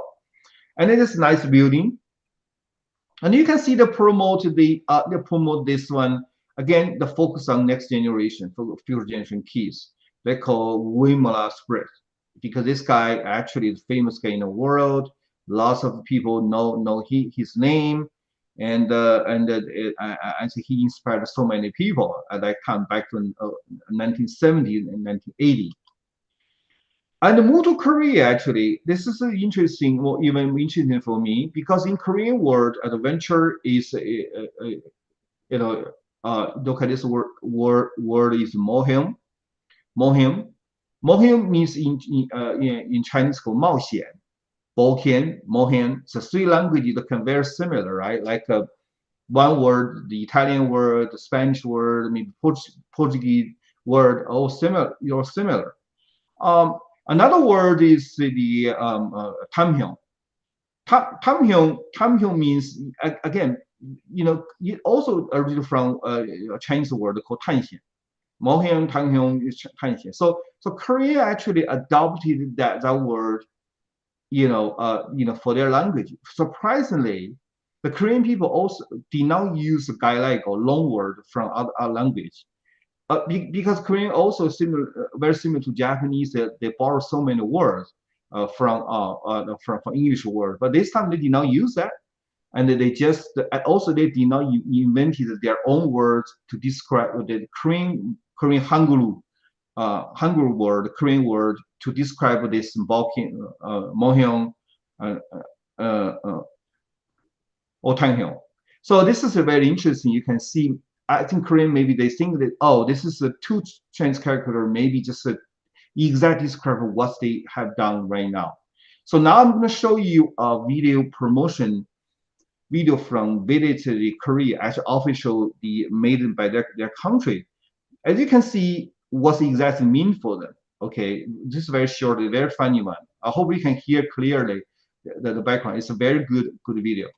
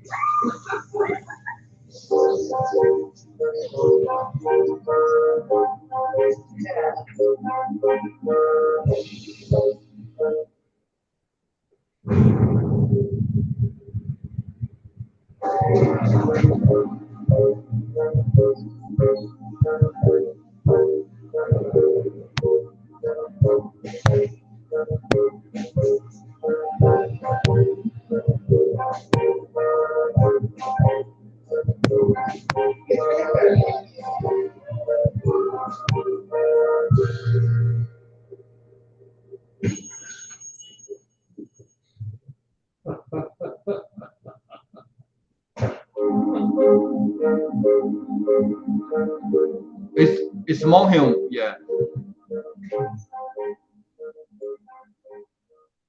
Imagine your career. So okay. So this is an I hope you can hear the sound clearly. This is a very interesting promotion video with Korea. So we'll summarize what we can see from them. So let's start from Insadong. So if you have been to Korea, so Insadong is a traditional street tourism spot in Korea. There's so many antique there. Insadong, you can buy lots of Korean pot, Korean painting. And it's like the guy say, "Hey, this is a map. Show you guys. You got to go to Korea." They went to Dangyang. They went to Gochang, and they went to the Incheon to explore something. So what I mean is that I think this is my summary. So the adventure for them now. So you can see all the stuff relaxed. It's not tough. Not tough environment. So we don't see the dangerous environment like ball can, Mao xian, can means dangerous, xian means dangerous. Show curiosity, right? And this first, and the second one, exploration. Yeah, right. You can see the young student, young guy, the exploration and learning, right? Learn something in the Korean through that the journey, the learning, and the inheritance. So you find the traditional past and pass to the next generation. And the last one, having fun. Very interesting. Okay, it's not tough. Relax, having fun. So this is the Korean was my understanding that they talking about the adventure actually, the evolution that evolved to actually to curiosity, exploration, learning, inheritance, and having fun. Well, back to the United States, I think US has so many places you can do adventure. I just give example. And thank you to the 2 weeks ago, I was in Sichuan during the conference. At that time, talking about a cultural heritage trail designed by Dr. Liu. Actually, that one inspired me to for this presentation. Actually, in Sichuan, Dr. Liu lead a team actually created a cultural heritage trail, and through that trail, they can explore different ancient sites. I think U.S. I want to introduce this one, Appalachian National Scenic Trail. If you come to the United States, you will see this one is the longest one, probably hiking trail in the world. It's close to 14 states from south, from Georgia to Maine, and I also cover 6 national parks, 8 national forests, and the 2 national wildlife refuges. And you can see the trail was first proposed in 1921, 100 years ago, and they have more than 2,000 miles, which is 34 kilometer actually long. It's very, very long, and because it's long, and the U.S. created this model. I think definitely we don't have to talk about activity. If you conquer this 2,000 miles of the trail, that's the adventure, definitely activity. You take 5 to 7 months, but US created this model called Collaborative Management System, called CMS. So you can see how we can see this. In the central part is Appalachian Trail. On the part of they have Appalachian Trail Conservancy is association, and then they have trail managing clubs along the trail 30s, and also the managing by the 50 by the federal government, by the government. Appalachian Trail Conservancy has 56 program, which means 56 different cities. It's right here called Appalachian Trail Community Program. There are 50 towns and cities, and also come together protect the trail. And this community are more just a stop, not just a stop by, and they put everything together. So this is a map of the trail from Georgia to Maine. What that exactly mean? Actually, what's they create? What's really matter? The new, I think this is a very innovative idea. Put the adventure trail back to the community. I think Mia also mentioned that community. What was that mean? So I give you example. This is the little town in Virginia, name is Damascus. Okay, Damascus means that it's only one of the only 3 towns where the Appalachian Trail run direct through the downtown. You can walk through downtown, direct go to mountain again. And the Trail Town USA and host the Appalachian Day Festival, and also welcome Southern hiker coming in. So it's adventure. Well, what does it mean? This adventure actually part of the adventure activity mean to a local community. Okay, here's a video from them. Then I can do a summary for you guys after this. We hiked the Appalachian Trail in 1997. We started in June in Maine and finished it December 15th on Springer Mountain. Yeah, we thought we knew each other. And then we shared a tent with someone for 6 months.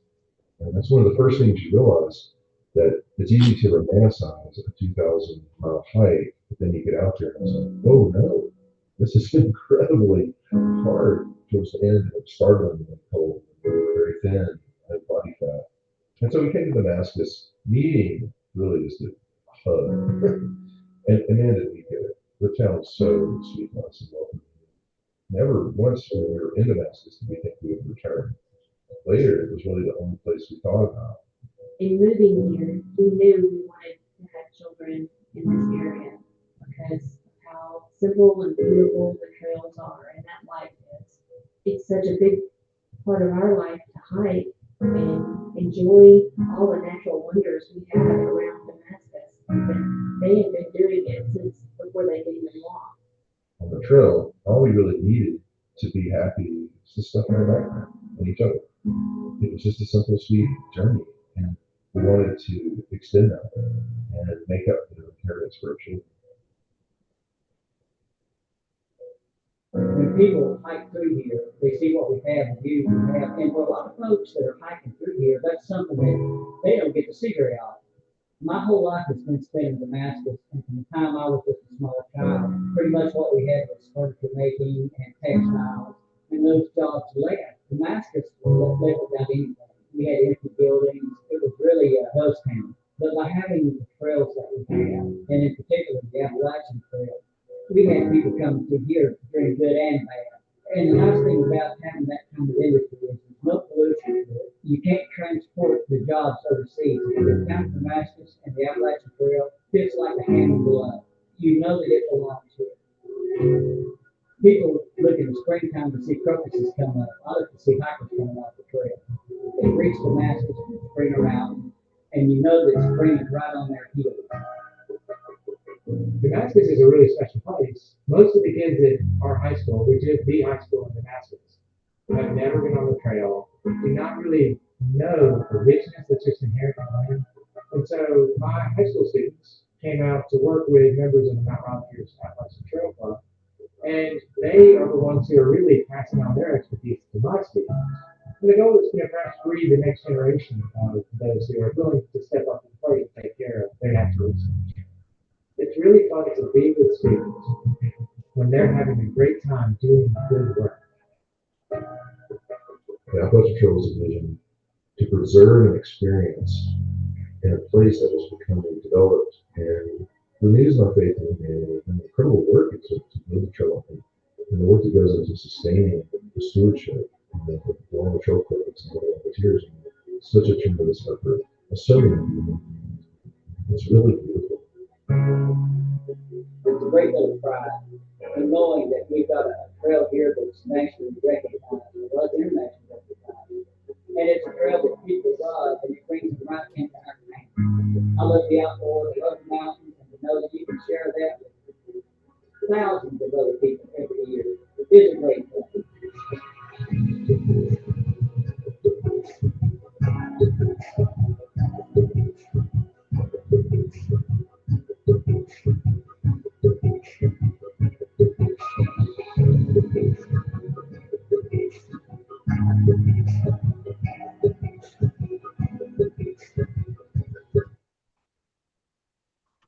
Okay, so here's a very interesting. This is a very interesting video.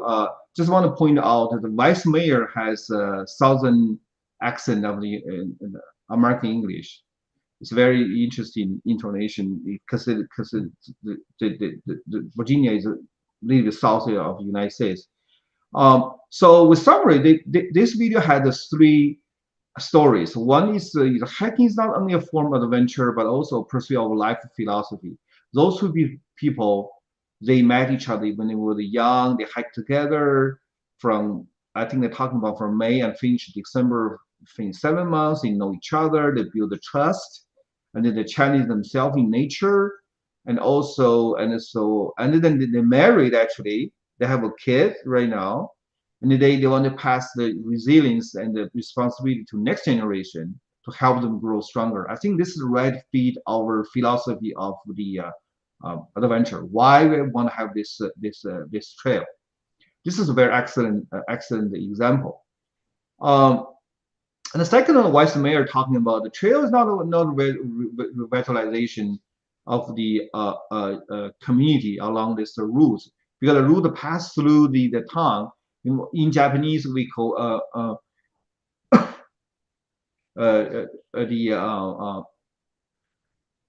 machisuguri, which means build the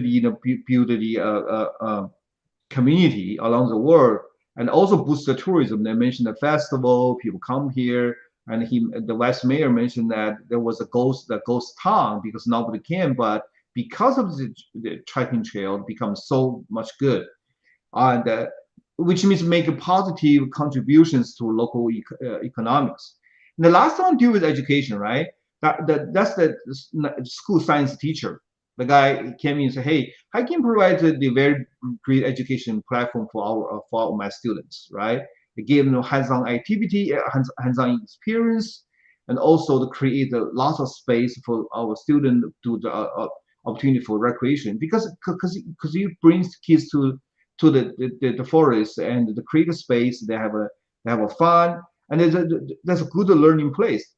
So in this way, the virtual cycle in which people coincide harmoniously with nature.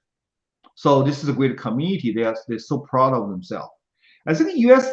can give example by this 100 years long hiking trail, and they innovated that. I think they created this model. I think this is a good example for some place where you want to develop the place, the community engagement, and so on. Okay, this is the idea summary. Not quite good. Hiking exploration and the trails. The first part called personal growth or spiritual. Second one is community economic development. And the last one, education and recreation, right, for our kids. I just mentioned that. Okay, the last slide.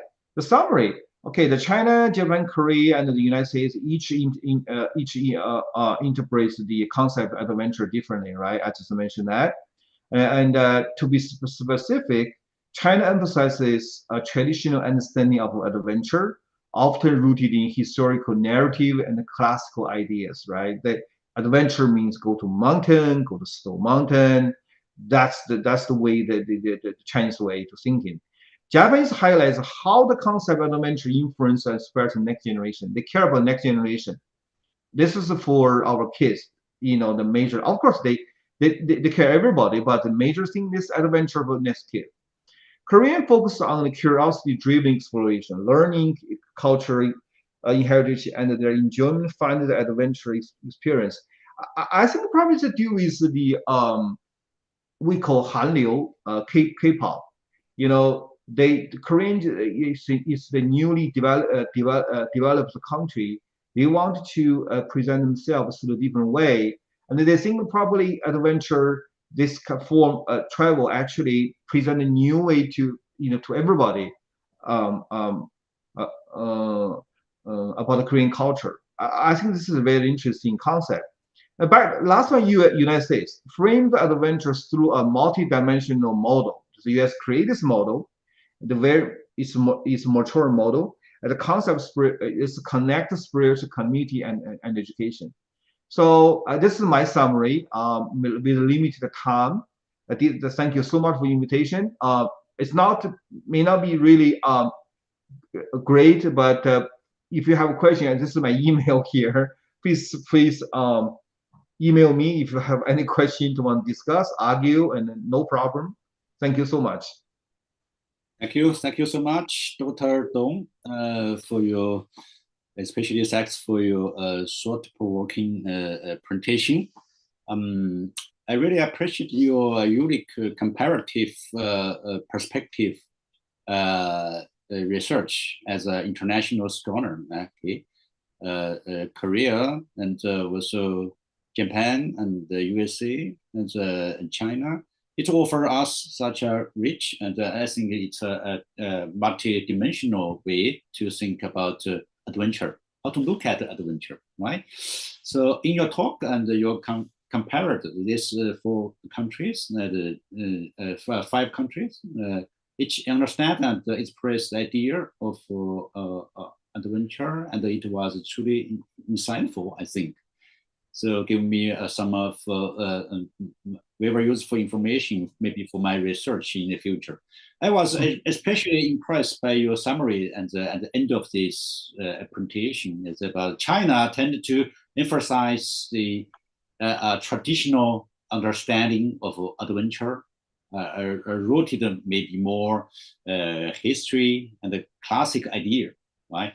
So Japan maybe highlights how adventure can inspire and shape the next generation for generation, right? So Korea views adventure and maybe as a blend of curiosity, right? Your video just show us some very interesting. So learning and culture, this is from Korea, and culture. So the United States maybe give more attention to how adventure connects spirit, community, and education. I think it seems that adventure travel have many dimensions and interpretations across culture. Perhaps explore how different countries and the regions develop their own model of adventure travel. Maybe it will be a very exciting topic for the future academic discussion. So thank you once again, Dr. Dong, for sharing a valuable insight with us. So ladies and gentlemen, so we will now take a short cultural break, maybe only 3 minutes. And during this time, we will play a short and interesting video for you to enjoy. So after the break, I will move on to the second part of our session. So the discussion and the question and answer. Please stay with us. Continue. Enjoy the video. And one of the video is about Da Liu, Dr. Liu Yong, highlights his incredible adventure travels, including 2 expeditions he just mentioned in his presentation, rolling across the Atlantic Ocean and the Indian Ocean. So video coming soon. Thank you, Dr. Lee. We are going to play one video now, and the second one at the end of the panel discussion. And I would like to ask all the audience, while you're watching video, please access the Google form in the chat. It takes maybe 1 minute or less. Please help us with filling out the forms. And also, don't forget to move your bodies and come very fresh into the discussion. We are going to see the video.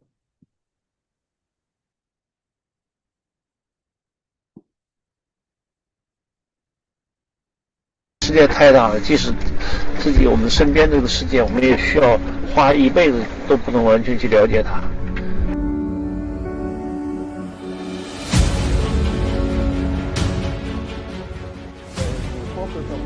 怎么让自己的个人内心回到真正的探险，这才是我所想要做的。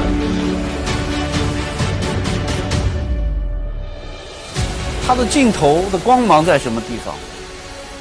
这个是你很未知的，这是让人非常崩溃的。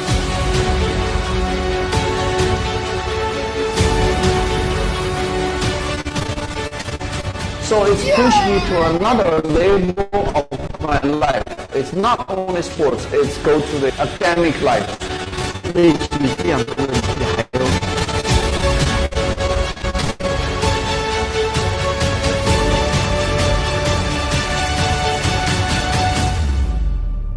现在是10点多分，今天的最后一轮滑完了，然后待会儿就天亮等。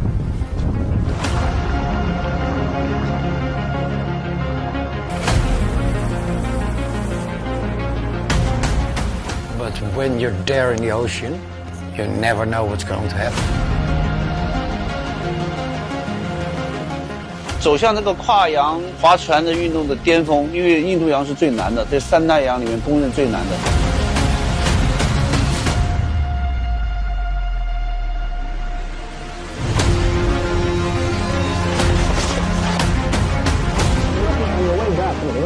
Indian Ocean is not easy, obviously, because very, very, very few people have tried to cross it.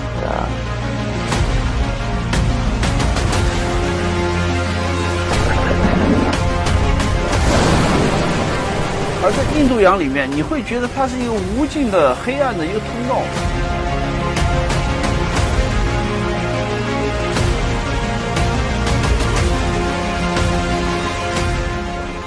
尾翼掉了，我们的水平翼掉了，就相当于我们船就变成了一个摇摇船，公园里面划的船，那就不可能完成。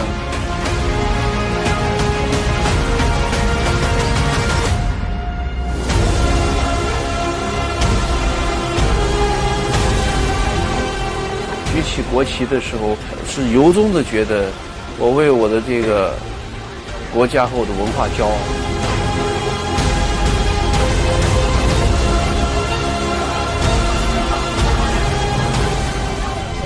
Keep on watching this because it will not be an easy adventure, I think.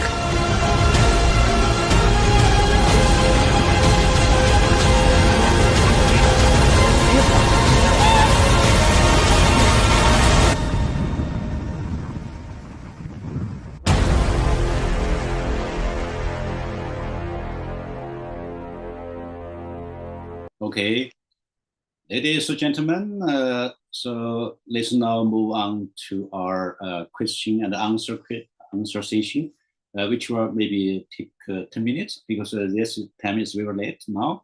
So as you know, today webinar topic focus on the social meaning, social and significance of contemporary adventure travel. Adventure travel is not only about the extreme expedition and the high altitude challenges, just like Daliu. It's also about exploring new environment and culture and century. A lot of things included in the adventure travel. So our three distinguished speakers have each examined adventure travel from a very different perspective. At its heart, adventure travel is real about personal experience, I think. Understanding the relationship between humans and nature, understand the humans and the society, and of course, our relationship with ourselves. So I'd like to raise two questions for discussion, but I think our speakers can choose one to answer. Right? I put forward two questions. You can choose one. First, for all of us, including young people and these living modern society who may be struggling with urban disease, how can we gain positive experience through adventure travel?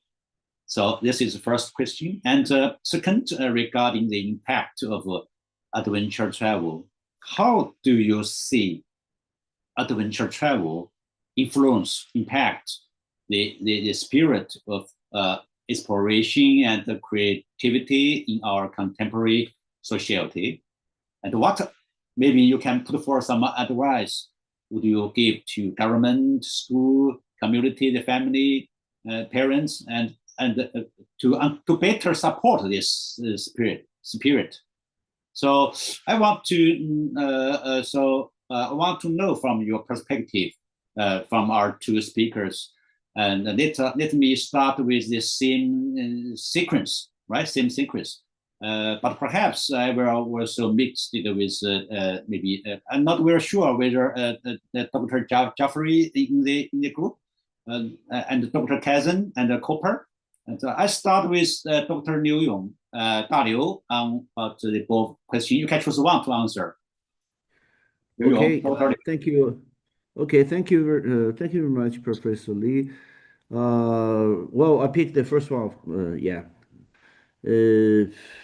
So for me, I think adventure tourism is it's kind of like unhappiness killer, which is kind of like a medicine who can treat the what we call the urban sickness for most of young people.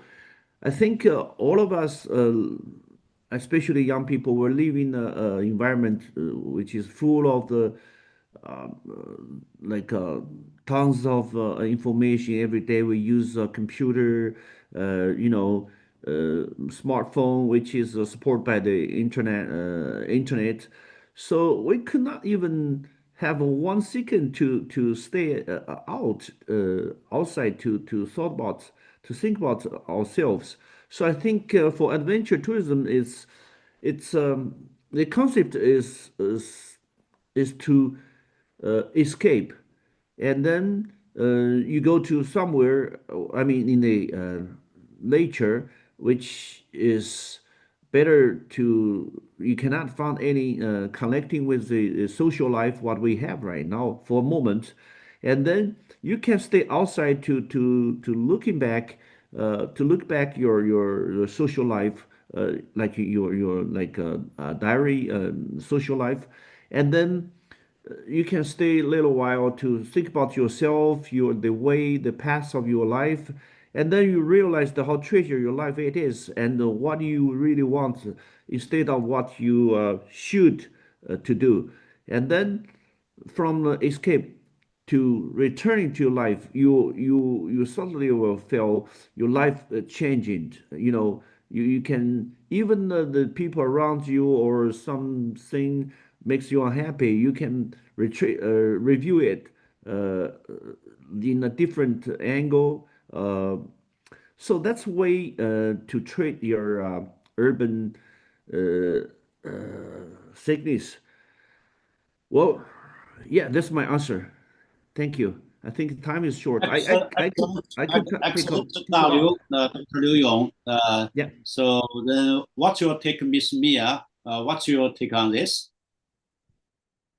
I think I will take the second one. I will highlight the social impact on the spirit of exploration.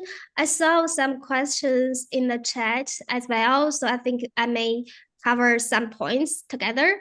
Like Dr. Dong also shared, the adventure travel is designed for sustainability, and if it's done right. But even we said it's a good way of tourism compared with massive tourism or cruise trip, for example. But still, it can be done by even I think in everywhere of the world is have this kind of situation. Is even is a hiking trail. It can attract a lot of travelers. They will go explore by themselves without the guidance of the operator or with a professional guides. They got this spirit of exploration for sure, but they may not aware of the risk behind this adventure trip. But from my perspective, no matter you are like going to a adventurous trip, even hiking some wilderness trails, or even you just take a sunset walking tour behind your apartment, still the danger is everywhere. You can't even like stop there. What you can do is really to understand yourself first. You know your limit. You know what you can do, and the spirit of exploration or even creativity is based on your personal and like based on your physical status first, and before you taking on any trips or any activities, I think the first thing you can do is be prepared by yourself. You can't rely on the weather. You can't rely on the guides. You can't rely on the operators. What you can rely is sometimes to make sure you prepare for the best, prepare for the worst, and you go for the best. So that's for the traveler side. And also, I think, as I said, the adventure travelers or the adventure tourism is what destination needs. But still, it can have conflicts with the local communities, like those rural areas.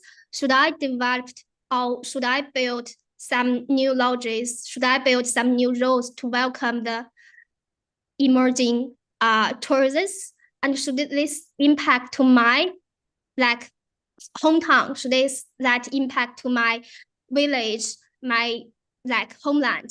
So it's really a dilemma, but I think every generation and every period, even the local government or people, they got different perspective even on the same thing.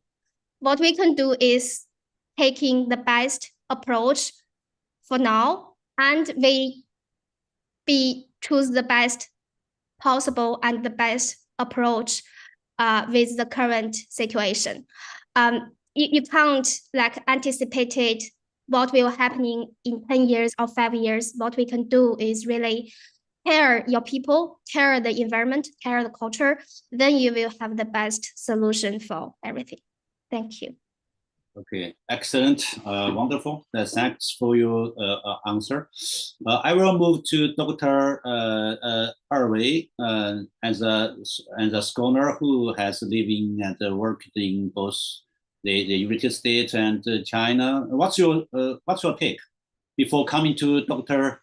Kazan? Maybe Cooper still with us, and what's your take now?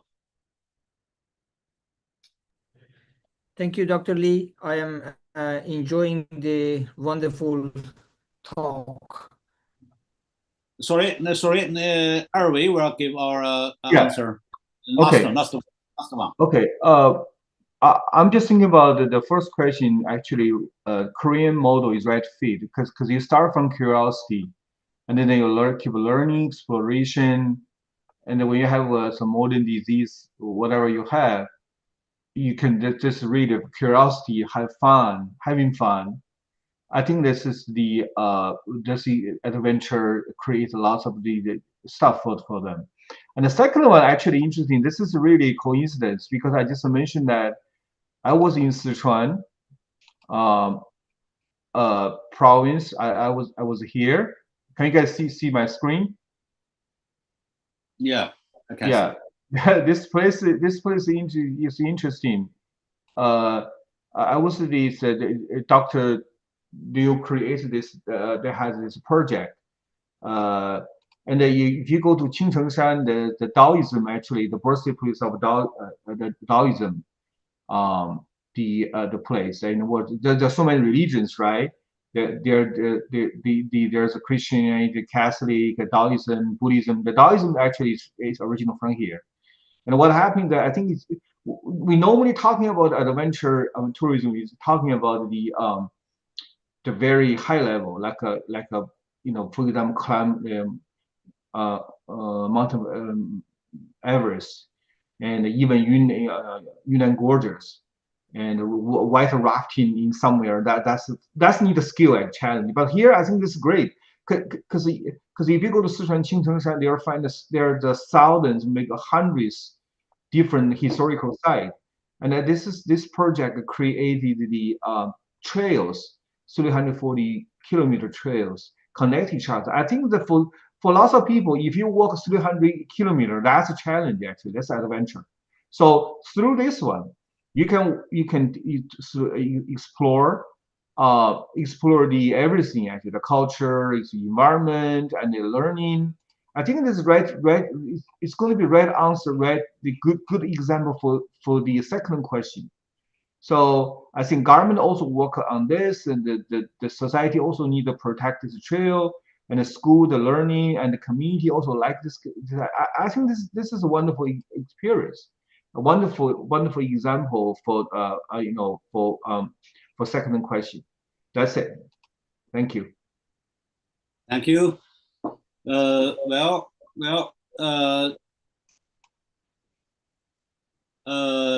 Kazan, or Thank Dr. you, Dr. Lee. Cooper, do you want to link it with some of your perspective? Would you like to add? Yes, Malcolm, you please go ahead, and then I'll try to. Okay, as rapporteur.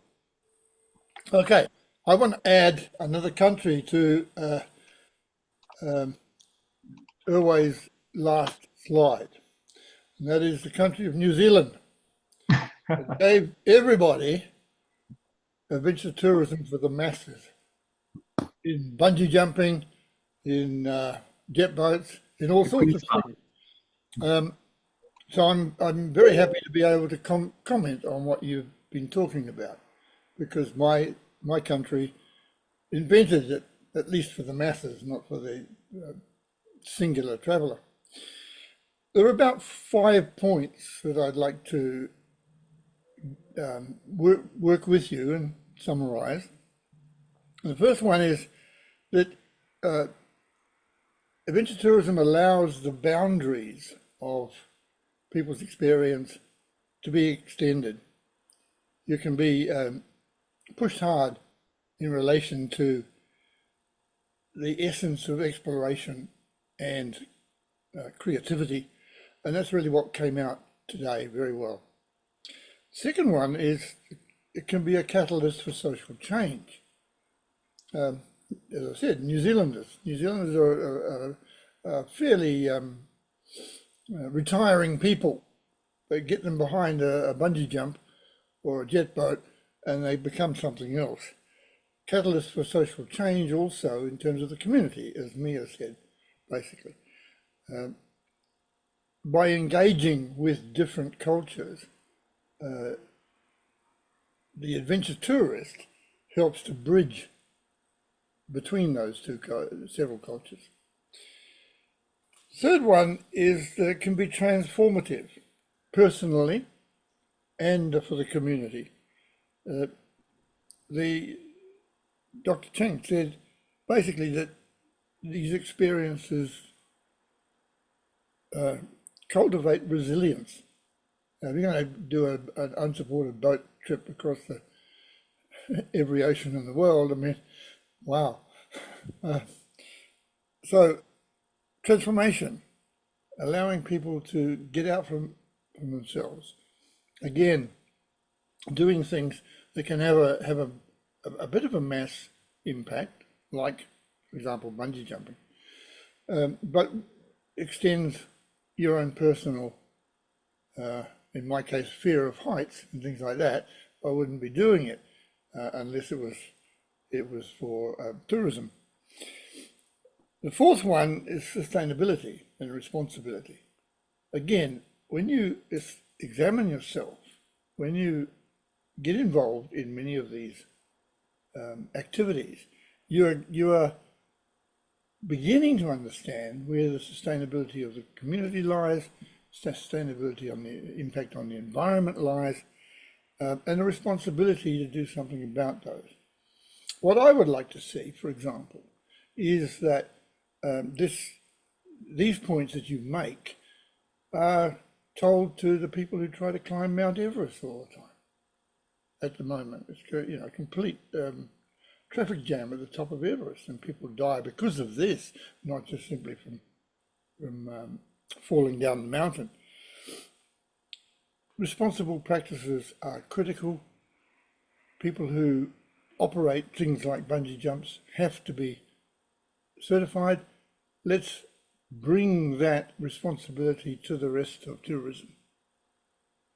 And the fifth one, empowerment.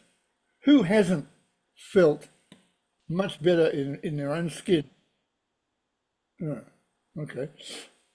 Have been happier in their own skin after they've done something like this. It may cost a lot of strength in doing it, but when you've done it, you're a different person. And I think that Uruwei managed to bring that out pretty well.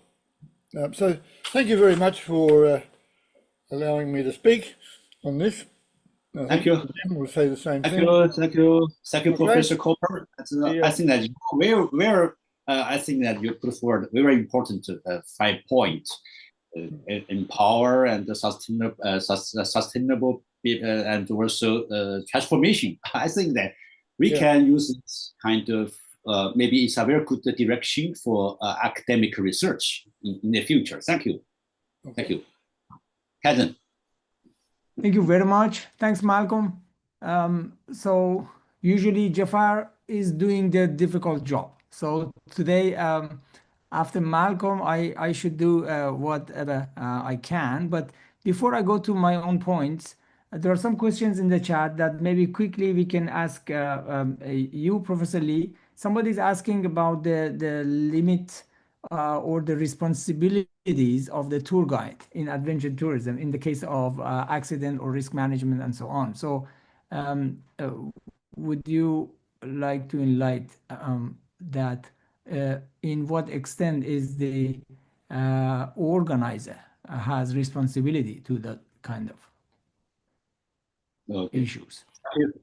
So the last round, I will give the final round to everyone address with 1 minute, right? Our 3 speakers, and each speaker express your expectation and wishing for adventure travel. Only 1 minute, and or what practical work that you are planning to do for adventure travel. Only 1 minute. So the first, I think Daliu. Professor Lee.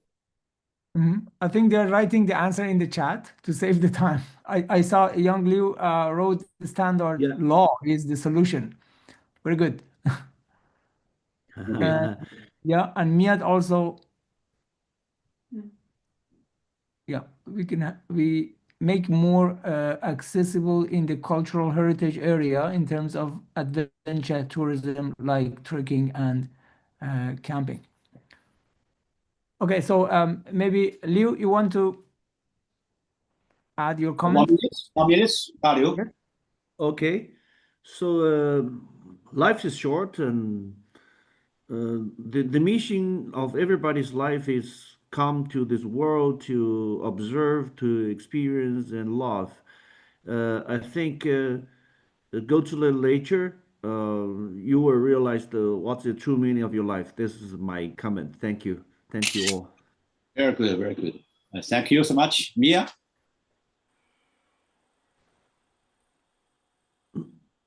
Sorry, I'm muted. It's my honor to be here, and I think still, as I shared about the community sense of being in the adventure travel industries out as well, no matter it's in a professional world or in academic world, and those operators, guys, they are still as well the local government. They are the ones to building the land of safety and the limit of where our travelers can explore, no matter in protect areas or those culture heritage sites. So we still also need the professional guidance with the scholars like Dr. Cheng Dong and Dr. Liu as well. So this need the both collaboration between the public sector and the private sector, and then with the standard and law, like Dr. Liu Ying said, built, we can transform a better travel world to the global travelers as well, so they can enjoy the adventure in a safer environment and a sustainable future. Thank you. Okay, thank you, Mia. And the last one, the Erwin. Yeah. Okay. I mentioned a little bit.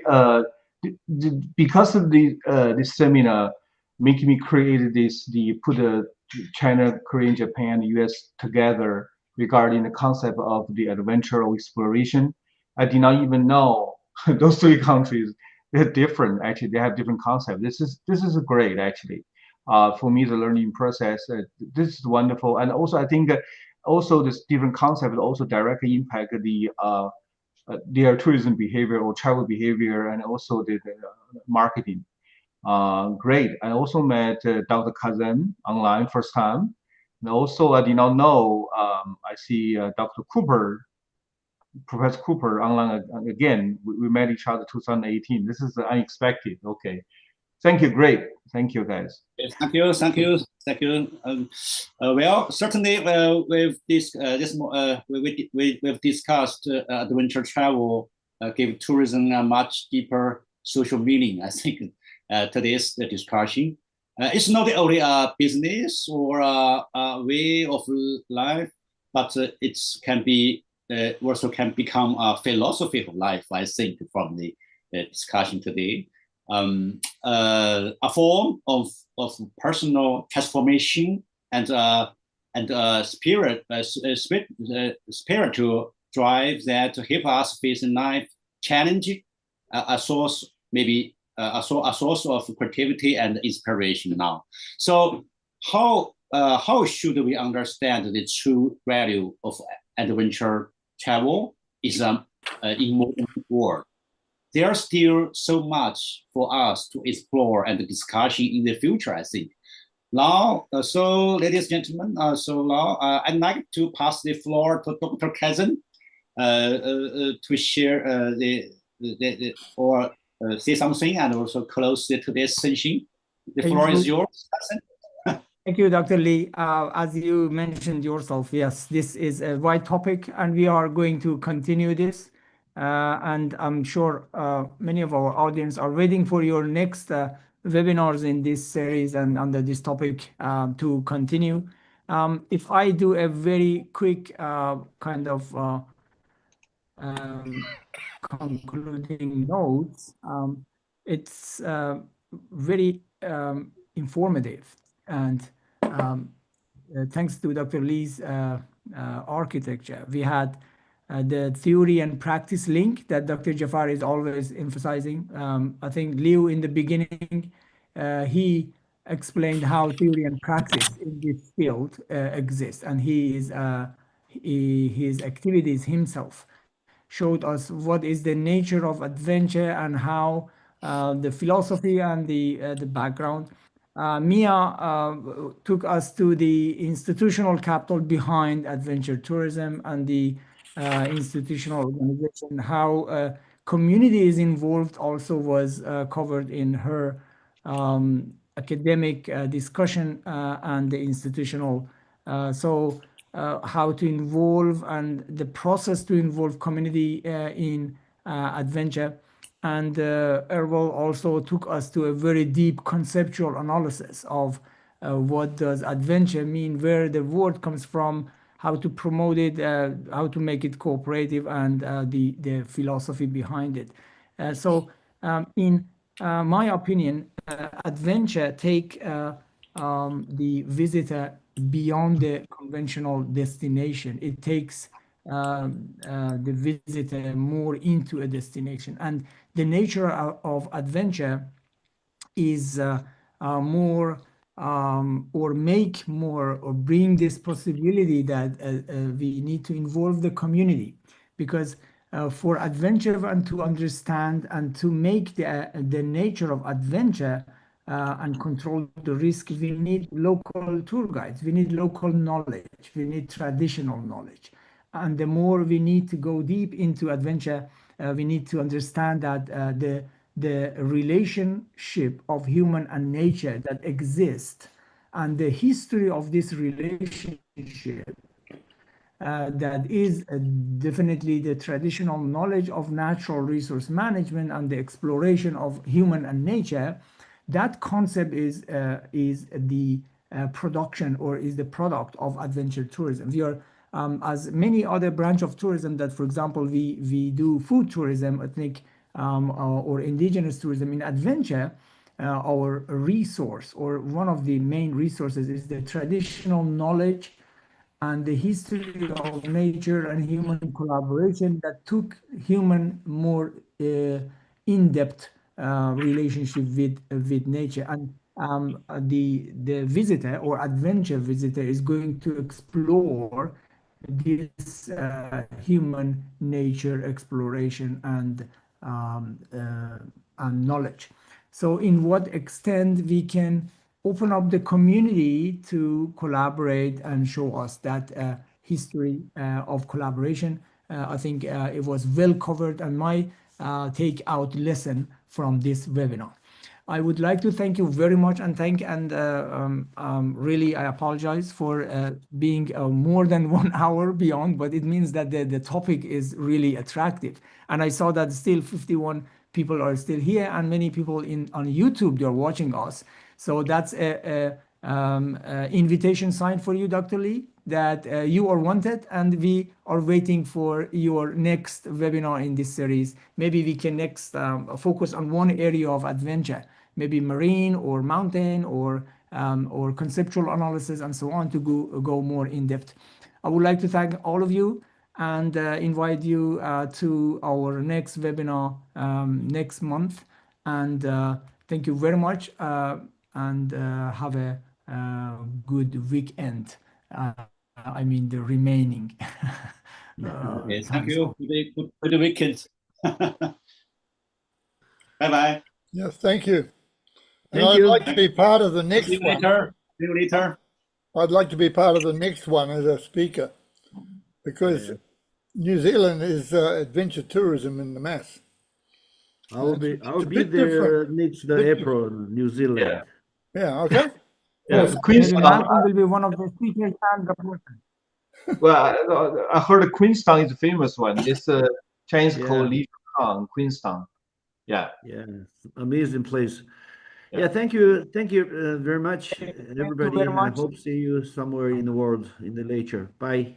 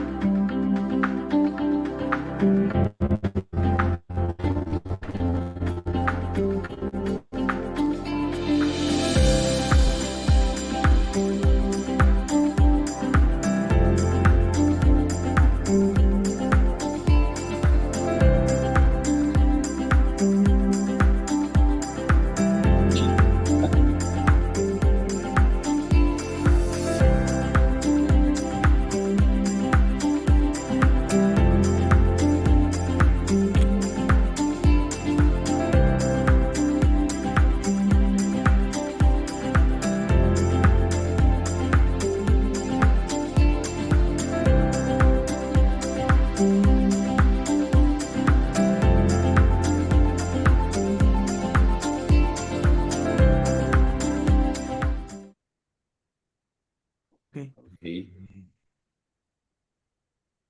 Ciao. Bye. Bye bye.